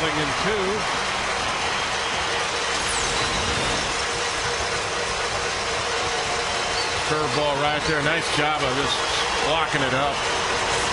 Block up that hole between the legs right there by Greg Zahn. That gets by on the tying runs. Go-ahead runs go into scoring position. 0-2 the count. 2 outs, 2 on. First and second. Howell's pitch. He got it. Leaders out on strikes, and it's all over as J.P. Howell strikes out the side around a base hit and a walk. And the Rays have taken the first game of this series into